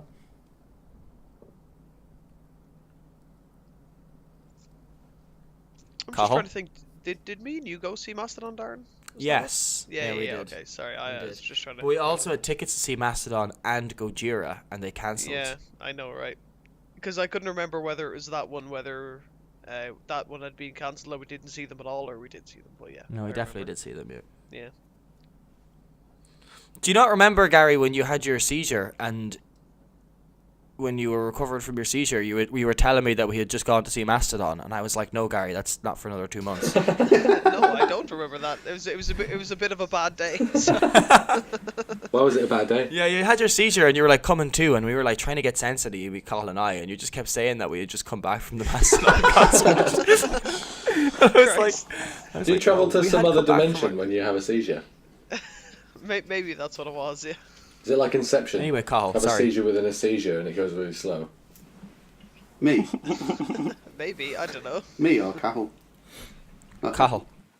Okay, it's between two. The first one was Rage Against the Machine when they played in Ireland in 2010 after we got them to Christmas #1 over the X Factor. Oh yeah, I was there as well. That's yeah. probably the best whole. Like it was your conscious effort. You and your mates got them to #1. Ireland and England got them to #1. But if you downloaded it and paid for it, then it was part of your. I did. Yeah, consciously I did as well. downloaded and paid for it. Yep. Me too. But that was probably the best whole gig I've been at because Gogol Bordello supported and they were phenomenal. Oh my god, they were unreal. They were unreal. Gallows were absolutely shite though. Yeah. The only bad part was Gallows. Gallows were terrible, I thought. I didn't enjoy it. Although this lead singer did get into the crowd and like make a big circle pit around them, which was pretty entertaining. They were entertaining, but their music wasn't good. They were good performers, but their music wasn't. And it was such a letdown after Gogol Bordello, who were on before them and were just so hype. And then Rage Against the Machine were phenomenal. Like they were, Anyway, I'd have liked to have gone to Slane Castle by Chili Peppers, because I got that on DVD and that looked like a quality gig. That would be the best gig I've been to, best gig I wanted to go to. Yeah. The other one was Pendulum when they played at Oxygen. That's probably the best single performance I've been to. Yeah. I would have been 15 or 16. And I think they played at the same time as Beyonce, but they were on the second stage. I was like, fuck this, so I went over to them. And I just ended up in the middle of the crowd. And, looking back now, everyone around me was off their face. It was so hot, and the crowd was so, cramped up, that instead of handing out water, they just got a hose and they just sprayed the crowd to keep everyone cool. Yeah, I remember. I was actually at that Oxygen as well. I made it to the very, very back of that Pendulum gig, and I remember looking up front, and I think I seen maybe 3 t-shirts within 1,000 people. Oh yeah, I had my top off as well. Like Cathal said, hoses everywhere. Of course, Cathal had his fucking top off. Yeah, of course. People throwing buckets of water all over people, and then they're like, "We need more." It's crazy. And then someone realised I looked like McLovin, so I ended up getting carried around the campsite after that gig, just on top of these guys' shoulders, and they were just showing me to people and being like, "Look, we found this guy. It's McLovin." You're like, hey. Wholly entertaining gig. I remember when we first met you, Cathal, we were like, I think there was a conversation had at one point. It was like, do you think Cathal looks like McLovin? And we were all like, well, obviously. And they're like, yeah, but he probably hears it a lot. We can't just say it to him because he might take offense to it. We don't want to be mean as our calling McLovin. And then one day you were like, oh yeah, sure it is. Everyone thinks I look like McLovin, so that's how I get all the women. And we were like, all right, okay. He accepts it. That's his name in our little group chat in Facebook Messenger as well, isn't it? I did change it to that, yeah. I noticed. Yeah, I know. I also have a face. Is that the longest standing name on the Facebook chat group? I reckon it is. That's been McLovin for a very long time. I was McLovin it for a little bit as well. When I worked in KFC, people used to call me McLovin it as a joke. People would be like, oh, KFC's McLovin it. Oh. Yeah, it's the worst joke ever. There's also a Facebook page dedicated to me from that Oxygen. What? There's nothing on it. You need to send me the link. I'll link it in the comments. Oh, okay. Yeah. Someone made a Facebook group for their experience meeting McLovin at Oxygen. Yeah, it was called McLovin at Oxygen 2011. I think it was 2011. Okay. Yeah. There's nothing on it. I'm the only admin as well. So you just made it yourself. Hey guys, did you meet me at Oxygen 2011? Well, hit me up here. It's just Baron. Skippy. Yeah. Can you remember the topic? Best concert. Oh yeah. I was zoned out completely then. First and best one I went to see Dimmu Borgir and Lamb of God co-headlining a gig in Manchester, and that was pretty fucking good. Dimmu Borgir. Lamb of God are a serious band live, though. Yeah, they're fantastic. They were great, but because don't get me wrong, I love Lamb of God. Dimmu Borgir, they're one of my favourite bands, and because it's symphonic black metal, they're really good showmans as well. They had lights and all this fucking shit going on. I was like, this is incredible. But yeah, I really enjoyed it. That was back in 2009. I love that in Metalocalypse, the way they have all the different stores are named after metal bands, and the burger place is called Dimmu Burger, and it's so good. It's so good. I think I have seen Dimmu Borgir live at some point, but I cannot remember where or when. So let me do a bit of Googling to see when they last. It's a funny story. I accidentally, and I will use that term accidentally because it was accidental. Me and my friend was walking through East Park once, where I live, and there was some sort of thing going on, and there was this chained off section of the park.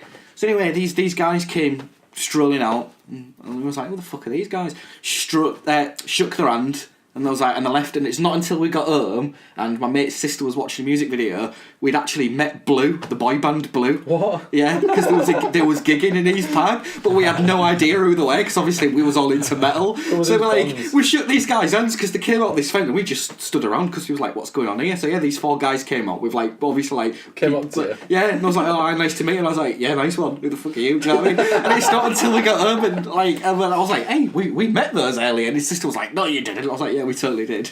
So yeah, that's brilliant.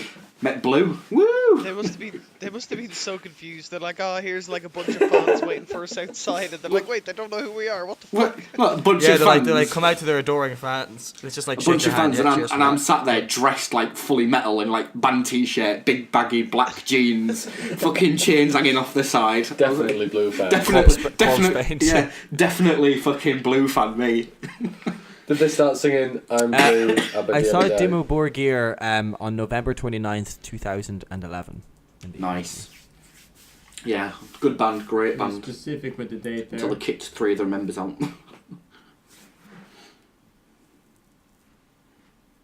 I'm reading this really bad article about them on musicscene.ie. And it's just them, like, obviously a very generic music gig like website talking about a black metal band, and it's just very entertaining.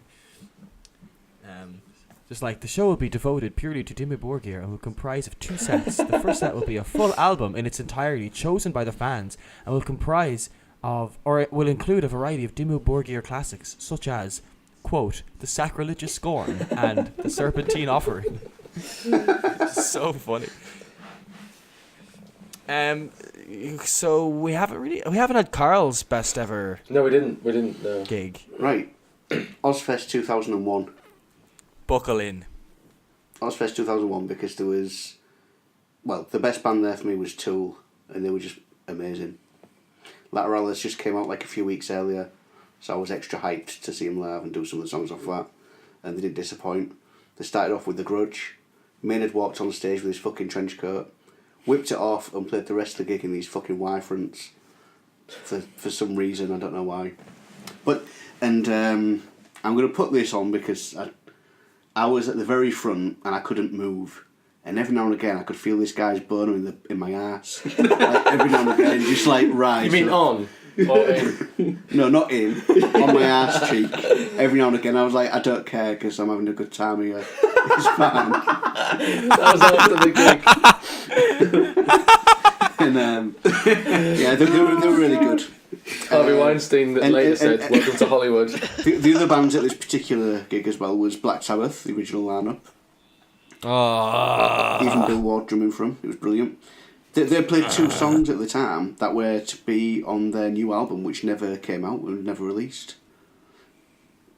Who else was there? There was Slipknot, there was Papa Roach, there was Disturbed, there was Union Underground, there was Soulfly, there was Black Label Society, there was fucking shit ton of bands. That's like the peak of new metal then, wasn't it? That's like NP, they were there. Fucking yeah. Raging Speed On were there. Raging Speed On? Yeah. Fucking there's an name I hadn't heard for ages. Yeah, it was a and the ticket only cost £32. Absolute fucking bargain. Pay that to see Robbie Williams. Jesus Christ, so cheap. Carl, you've actually highlighted probably 2 of my biggest live music regrets. I've never seen Ozzy Osbourne or any of the members of Black Sabbath live, and I've never seen Tool live. And my God, if Tool come to Ireland, or if I ever have a chance to see that fucking band, I will. No, I really want to go see Tool. Yeah. My older cousin's boyfriend one time was going to Tool, and he actually was like, "I'll take you with me. I actually have a ticket, and we can go together." And I was like, "Fucking ace, yeah, let's do it. You can drive me up to Dublin. We'll go to see Tool together." And then the 2 of them broke up. And he never brought me. What a cunt! And that was How selfish. I was going to see Heaven and Hell, which was the Ronnie James Dio, an original Black Sabbath thing, and then they were opening for Iron Maiden, and then unfortunately Dio passed away, and didn't get to see them. I was also say Amen were there at the gig as well. If anyone remembers Amen, they were a really good band, and by this point in the gig, I was out of it slightly. And, cock in your ass. I sort of like woke alcohol up in your belly. inside the middle of the fucking wash ring, getting slammed around like, what the fuck is going on? Where am I? But overall, it was a great gig. There's a Facebook page dedicated to Carl's arse from that gig. I put my dick brushed this guy's ass, and it was amazing. He said it of himself. He's the admin. It was a bunch of different people who were like deliberately coming up behind you and sticking their dick, just rubbing Carl's your like- ass with your dick. Carl's like 10 out of 10. Would do Ozfest again. Most sensual experience of my life. Oh, Carl. But either way, yeah, it was good. I had fun. I love how your best gig you went to involves a story about arse rape. Christ. He learned a lot about himself. I've learned a lot about him as well today. In the past hour and a half. Yeah. Carl doesn't mind being burned from behind as long as it has a good gig. It didn't go in the hole, so it's fine. Just put MTV on and shut your eyes. Oh dear. So my my favorite ever live performance I've seen, and I've been reading up on the set list just to fully immerse myself back in it, was on May 12th, 2011. I think Evan could probably guess what it is because he was there. Unlike loads of people here. It was Rush. I'd like to see them. Rush played. They didn't have anyone open for them, and they played 26 songs with like a miniature movie as well. They had like a video intro that was It like was a 20 really long minutes. gig. Remember, it was like this cafe, and Neil Peart played like an Irish police officer with a mustache, and it was like this weird time travel thing, and it was on. They were called Rash. Yeah, it was like an alternate universe time travel thing, and there was a band called Rash, and they had this like time travel machine that was powered by sausages or something. He was on the stage. Do you remember this? And it was like this like 20-minute, 30-minute long like mini movie, and then they kicked off and they did one set, which was like things like Spirit of the Radio, Free Will, Subdivisions, like Presto, Time Stand Still, stuff like that. And then they took a break for like half an hour and came back and played the entire Moving Pictures album. Serious. And Evan and I gotten seating tickets because we just could not get standing ones. They sold out. But we realized during the gig that the seats actually extended down into the standing area, which in the 3 Arena never happens. So you could literally walk down the steps onto the fucking floor. Nice. So there was a barrier there that basically you weren't allowed to go out, but you could. And then when the break came up, Evan and I, we had a friend there with us, Paul, as well. We snuck down and hopped over the barrier and got into the crowd and then got right up the front for them to just break out Tom Sawyer. So we had like got up the front. We were like, oh yeah, we did it, lads, right up the front. And then just that fucking lead synth just kicks in for Tom Sawyer. And we were just like, and like fucking like Tom Sawyer and like YYZ as well. Yeah. Just like right up the front, them playing. Me just watching Getty's fucking fingers going. Oh my god, man, unbelievable. And then they finished all of Moving Pictures, and then Neil Peart did like a fucking 10-minute drum solo.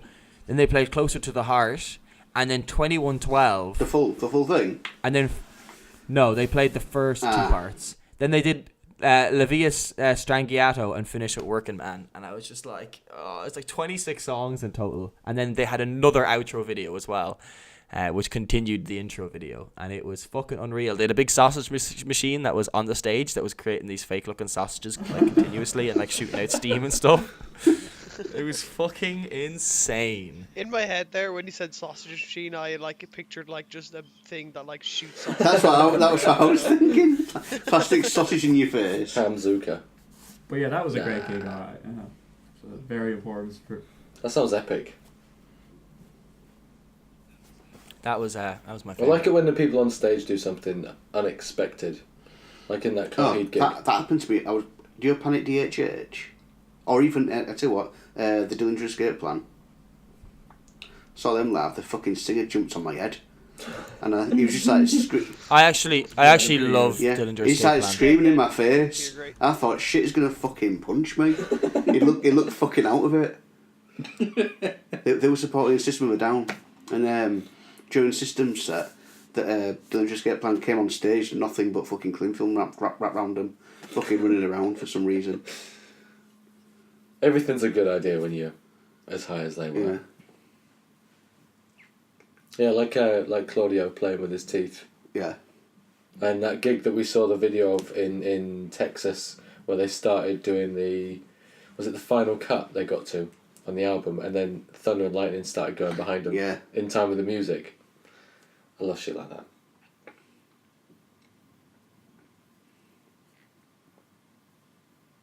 It's so quiet. You had a great segue into Iron Man 3 earlier, Darren, when we were talking about arse rape. What? Oh yeah, speaking of arse rape. There we go. So the problem is now we're sitting at like an hour and a half of this podcast, which is something as the host, I'm always a bit concerned about, is having too many topics, and then we just at the end we're like, oh, time to review another movie, and it's kind of like, you know, you're trying to rush to have it done in a decent time. But in this case, I actually really care about this fucking movie. Sum it up there, Darren, and then that's the contest. Iron Man 3, man. Iron Man 3, I think, is the worst Marvel movie in my opinion. Let's just go over it, right? Does someone want to just briefly talk through the plot in like 5 minutes? Sounds like you're best equipped to do that, seeing as you somehow procured a copy yesterday. So, give us the rundown in a briefest manner possible. Okay. So it kicks off. In the past, and Tony Stark is doing this fucking voiceover that just doesn't work very well for the movie, I think. Typical Shane Black there. And Happy's got a fucking mullet, and he's just being a dick. And then they do this thing where they've got Guy Pearce, but he's like super nerdy, and he's like, oh my god, I've got blotches on my face, and I've got long hair, and I'm super weird. Mr. Stark, please, can I suck a fart out of your asshole, please? And you're just like, oh my god, I bet he's totally not going to be the fucking villain in this movie.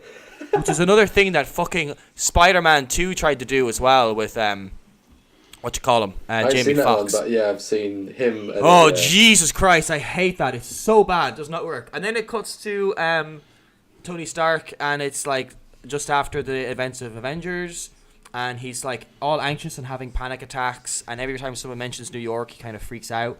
Which I thought was awesome. Good. I thought it was really good. I thought it was fantastic. After that stupid fucking flashback, it actually starts very well. And he's like building all these robots, and he's like obsessed with his work. Yeah. And him and Pepper Potts aren't getting along so well because he's like super proud of himself, and he's got all this pride, and he finds it difficult to admit that he's suffering. Very good at dealing with the fallout of something that would fuck you up. It kind of felt like a natural. Yeah, totally did. And then you find out that there's this terrorist called the Mandarin, who, if you don't know in the comics, is a dude that finds a crashed alien ship and discovers 10 rings, one for each of his fingers. That gives him like fucking awesome powers, and he starts stylizing himself as the Mandarin, and he has all this alien technology. But in this, it's like, oh, super gritty modern take. He's actually a fucking terrorist executing guys. And people can't like hunt him down and find him, and he's like threatening the US and stuff. And he has this great thing where he's like, fortune cookies are American, and they're full of lies, just like America. That's how he talks. Hello, they're empty. I quite liked what they did with it in the modern take. Ben Kingsley, isn't it? So Ben Kingsley, and I think he does it amazingly. Absolutely fantastic introduction. Yeah. And then you have this like stupid bullshit where like Happy is all like, I'm obsessed with security, and then where's your badge? Where's your badge? It's brilliant. And then Pepper Potts meets the guy, Killian, Aldrich Killian. He's like, oh, now I'm suddenly handsome, but that's not suspicious at all. And I'm muscular, and you're kind of. She's literally like, holy fuck, what happened? Yeah, and she just fucking comes in her fucking pants, and then he's like, oh, you want to see my brain and touch it, babe? Touch me. And then there's all these bombs going off. Then Tony's head of security can't turn a webcam around on an iPad. Yes. And then, actually, I think the movie's pretty good at this point, right? And then you have all these like bombs going off, these like these bomb attacks, and you don't know where the bombs are coming from. And Happy's injured, and then Stark is like, I'm angry now, so I'm going to give the entire world my home address, because that's something a genius would do. I get in the last movie you can make the argument that he's dying and he's like reckless and shit, but in this there is fucking no excuse. Like, why would you do that? It makes no sense to me, but whatever. And then the woman that he was fucking at the beginning of the movie shows back up and she's like, hey, I'm here to talk to you about something, but it's interrupted because, oh shit, there's bombs being shot from helicopters. And there's this whole scene where like Pepper gets in the armor and you're like, oh cool, like that's happening, I guess, and that's a thing. And then he goes into the bottom of the ocean and then he gets out and for some reason he flies really far to because the best place to restore flight power to a suit is at the bottom of the fucking ocean. No, but then he flies off, doesn't he? To Tennessee or something? Yeah, he goes to Tennessee, where he was originally planning on going before all the missiles and shit. Oh, he was originally planning to go there. Yeah. Okay, but then he crashes, and then the movie just categorically falls apart at this stage. He meets this fucking kid who is, I guess, is a genius or something, because he's got electromagnets in his fucking shed or something. Wait, I don't know. From context, my best guess was that his dad was a mechanic or some shit, and then he left and whatever, I don't know, but yeah, maybe. I don't know. And then the movie stops being Iron Man 3 and becomes Tony Stark the movie, because after this point we have to wait till the fucking climax of the film to see Iron Man again. And then Tony Stark teams up with this kid, and there's this whole thing where someone's trying to arrest them, and they're obviously not like the government, and then they like beat them somehow, and the kid throws a snowball at him, and this like ruthless killer, who is defined later on as being a terrible human being, doesn't do anything to this kid. Like, you'd think he'd just like fucking break his neck in one fell swoop, considering that's what he does to people later in the movie.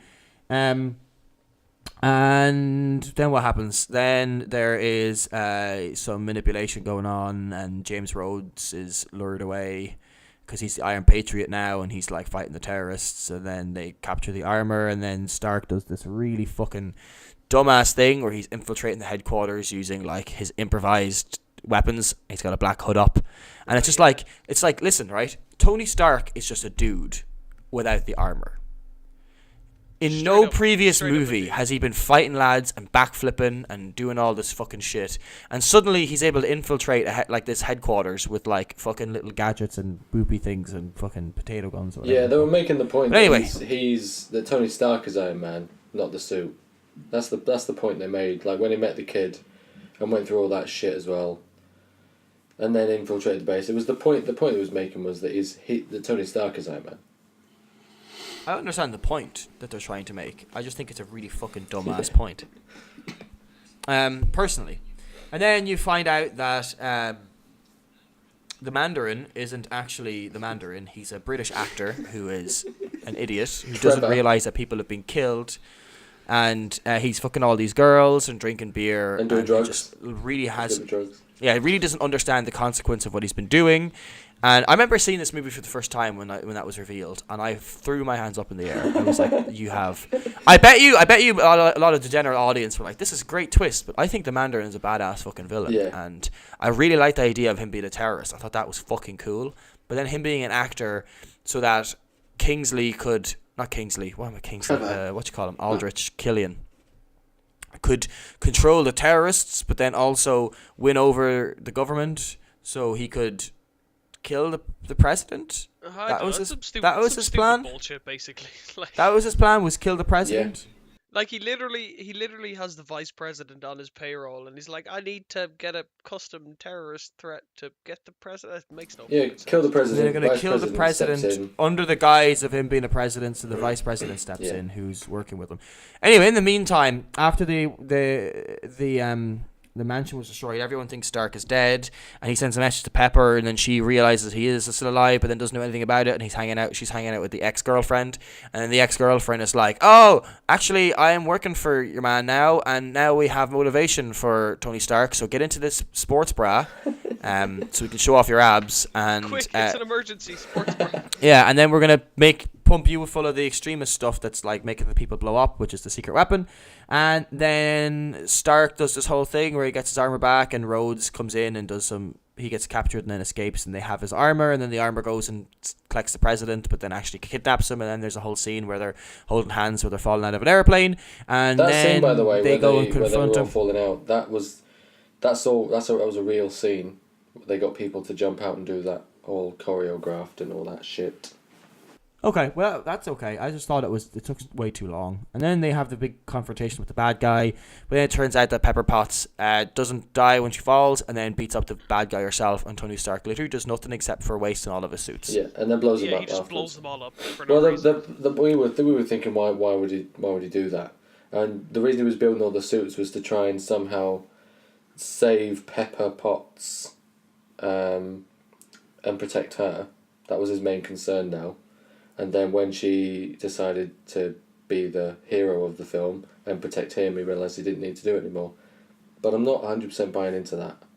It makes sense because it's the only reason someone's come up with. I don't know, just the main thing about this movie for me is that it's just like all over the place, like plot wise, but like consistency wise as well. Like you said, Tony has been making 42 suits, is that right? I think it was 42.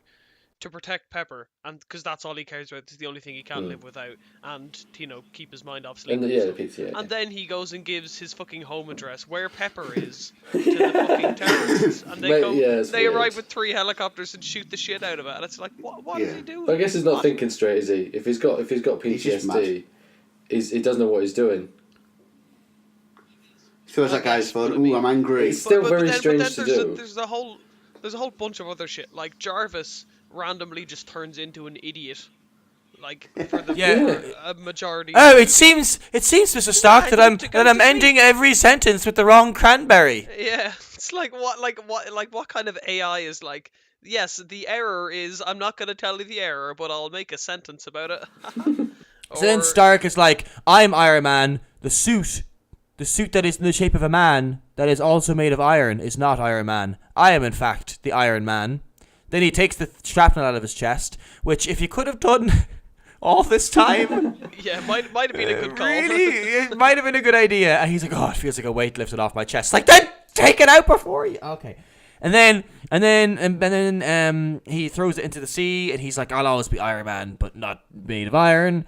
And then he drives off again because every Iron Man movie has to end up with Tony Stark driving off in a car. And then we have a post-credit scene where it turns out he's been telling the story to his boyfriend Bruce Banner, who was falling asleep and wasn't actually listening. Which I thought was quite good. Nice little intro for Mark Ruffalo as well, because he's never going to get his own film, is he? Well, Mark Ruffalo was already in the previous movie. It's not an intro. No, I meant in this film. It's not an introduction to him. Intro to the film, you meant? Yeah. Which doesn't make sense because it's the end. And that was it. And I think it's the worst Marvel movie that they've released. I hate that the villain was introduced as being really badass, and then it turns out to be this really, really drawn out and complicated plan that probably could have been executed in a better way just because your man wanted to fuck Tony's girlfriend. I think Guy Pearce is a good actor, but I just hated his entire character in this. Do you think he looks like Ben? Just didn't like anything about it. He doesn't look like me. He does. See? He does a little bit. When Ben had a bit longer hair, he looked the fucking same. Yeah. See? Whatever, you never saw me with long hair. Yeah, I did. Whatever. We're always running fingers. Look disagree. at Carl's getting long like David Beckham or whatever. I never used to say that. Don't ever make me sound like that. That's what person. came in my head. Carl, do you think I look like Beckham? Yeah, but can you bend it like Beckham? Woo! You see the conversations Carl has when he blacks out for microseconds during conversations. This is what he does. You didn't mention Stan Lee's cameo. We need to tick that box. Can you remember what he was? Where he was? Man, I actually don't. He was on the television being a beauty pageant judge. Giving her a 10. Giving her a 10. Probably fucking her afterwards. Yeah. Well. I don't know, but yeah, like this for me is definitely the worst movie so far that we've watched. Like Marvel, like I know, regardless of all the other ones that have been released, I preferred it to Iron Man 2. Better, like I thought it was better than Really? What? Watching back over them, no, I definitely preferred Iron Man 2. I think the characterization of Tony in Iron Man 2 was a bit stupid. He's like, oh, I'm dying, so time to be a fucking fool about everything. I think in this one, his motivations make a little bit more sense. If they had these motivations in 2 could have been a better film, I think. Like, if he was dying in this film, maybe that would have made more sense. And Pepper was gonna... And he was trying to protect Pepper because he was dying. not just suffering from PTSD. In this movie, I can't remember. Do they like have a moment where they're like, "Oh, Happy's gonna get out of his coma"? Because remember, he's like, my best friend's in a coma and we don't know if he's gonna wake up. You've pissed me off. Ugh. I don't know. I think he's like wakes up towards the end of it, right? And I can't read. I'm just asking. I can't remember. Yeah, no, I'm fairly sure he does because they're playing Downton that Abbey, show, isn't it? Downton Abbey. Yeah, they're playing that, and then. Oh yeah. But yeah, I really don't want to spend too long on this movie because it just makes. We didn't really have much, to be fair. Yeah, I mean, like literally the only thing I can say about it, for me anyway, is that like there's just so many really stupid things that happened. Like at the end we find out that all fucking however many 41 suits that weren't destroyed by all the helicopters can just randomly all fly out autonomously. And there was help no Tony setup out for that, was whenever there? he needs. Yeah, it just happens. Like, why didn't he do that immediately when he sees 3 helicopters? It's like, oh, well, let's send 3 suits out and destroy the helicopters. Done. My house doesn't get fucking annihilated and all my work gets wrecked and Pepper almost dies and my ex-girlfriend gets fucked across the driveway by Pepper because she doesn't know how to use the Iron Man suit. Like, all this crazy shit happens and then you find out, oh, like, well, we can remotely control all the Iron Man suits. There was a nice little bit okay. when Rhodes is trying to get a suit off him, because he gets in a suit, Johnny, and then Rhodes is like, "Oh, where's mine?" And he says, "They're only coded to me," even though Pepper gets in a suit and the bad guy gets in a suit. It's all a bit like he's just sour from Iron Man 2. I like the Iron Patriot thing because that is another thing that happened in the comics with Norman Osborn, Iron Patriot, and like being like all the stars and stripes. I thought that was interesting. I liked everything up until for some reason the suit's damaged and just propels him to Tennessee, and then the whole like meeting with the kid thing and all that just fucking just goes down. Alex's password: War Machine Rocks with an X. That was humorous. But yeah, no, I definitely agree, Darren. I felt like it just wasn't necessary.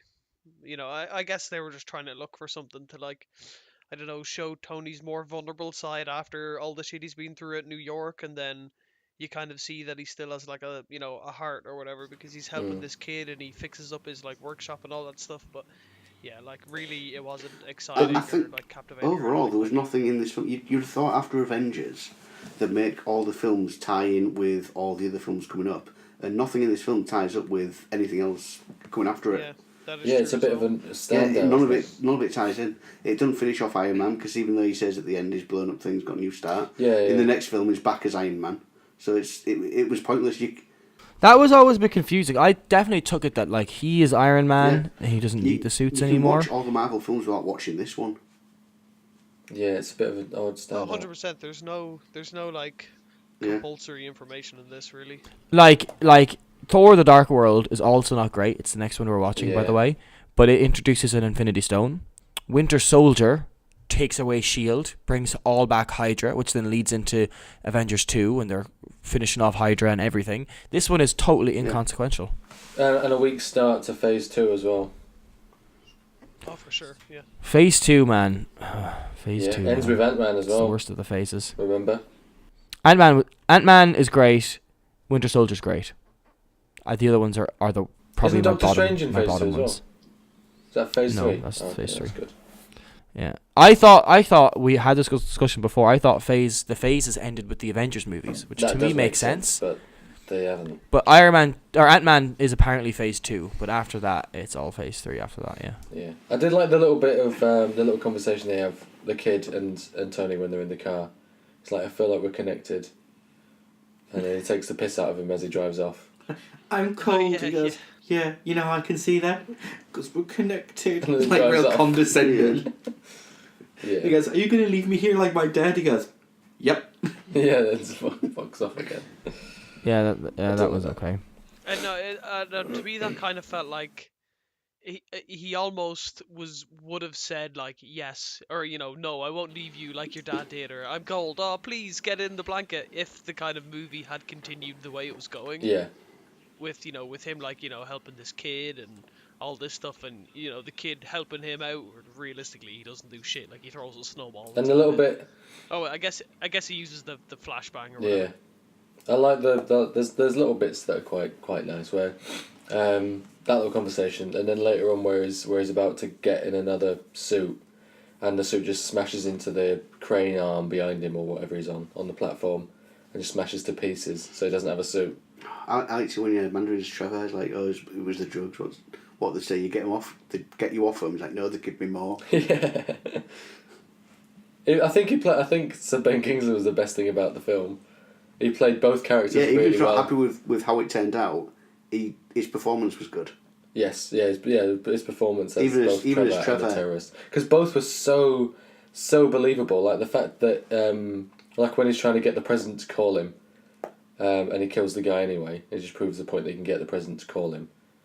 He still kills the guy. He is a brutal enemy, and he would have, like Darren says, made a good Mandarin, but it's just Trevor, and he's watching Chelsea lose against Liverpool. Yeah. And he's loving it. But you could take this film out, like we say, and all of it would still be the same. And yet it was very, very well reviewed, wasn't it? I can't remember. Most Marvel films are well reviewed, aren't they? I mean, what's the lowest one? I think this one is apparently like very well reviewed, and I was like, oh, it's gonna be great, guys. It's gonna be great. Yeah, and with Shane Black as well, because he's a good film director.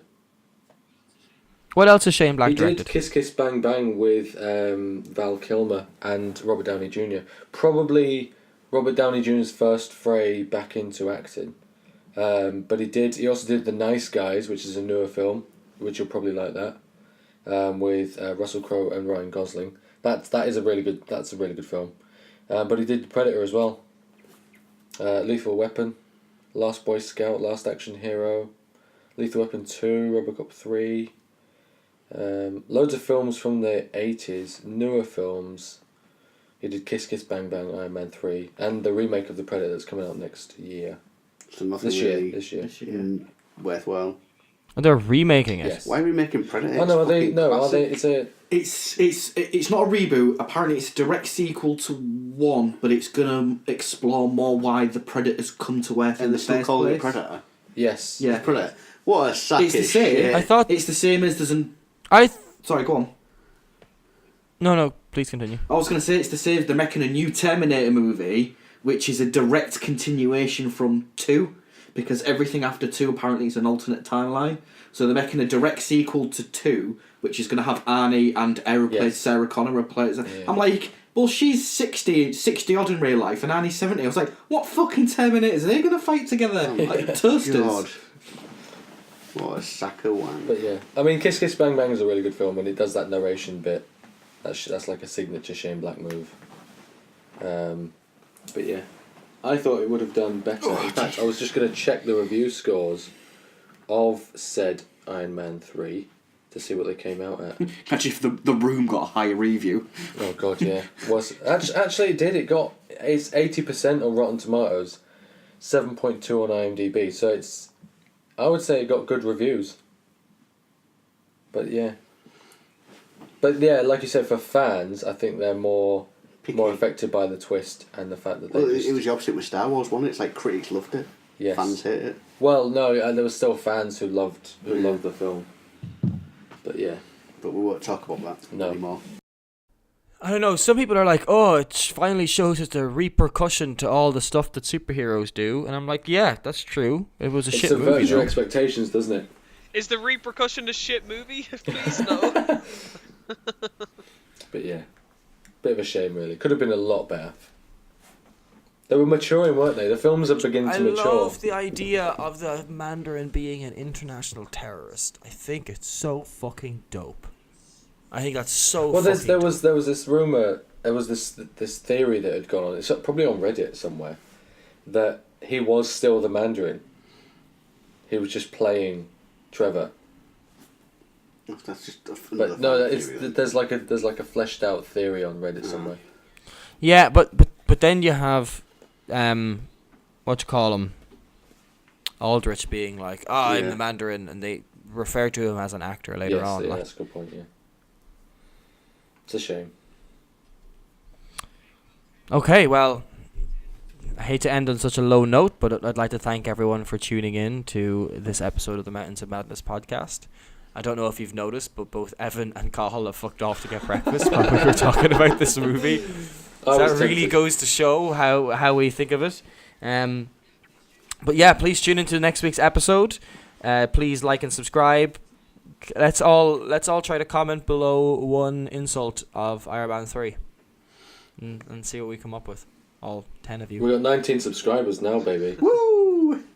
I don't have 19 friends. Because I'm not subscribed to this shit. Mathematically, we have fans. Yeah. Peace out, guys. Thanks a Bye. million. Bye.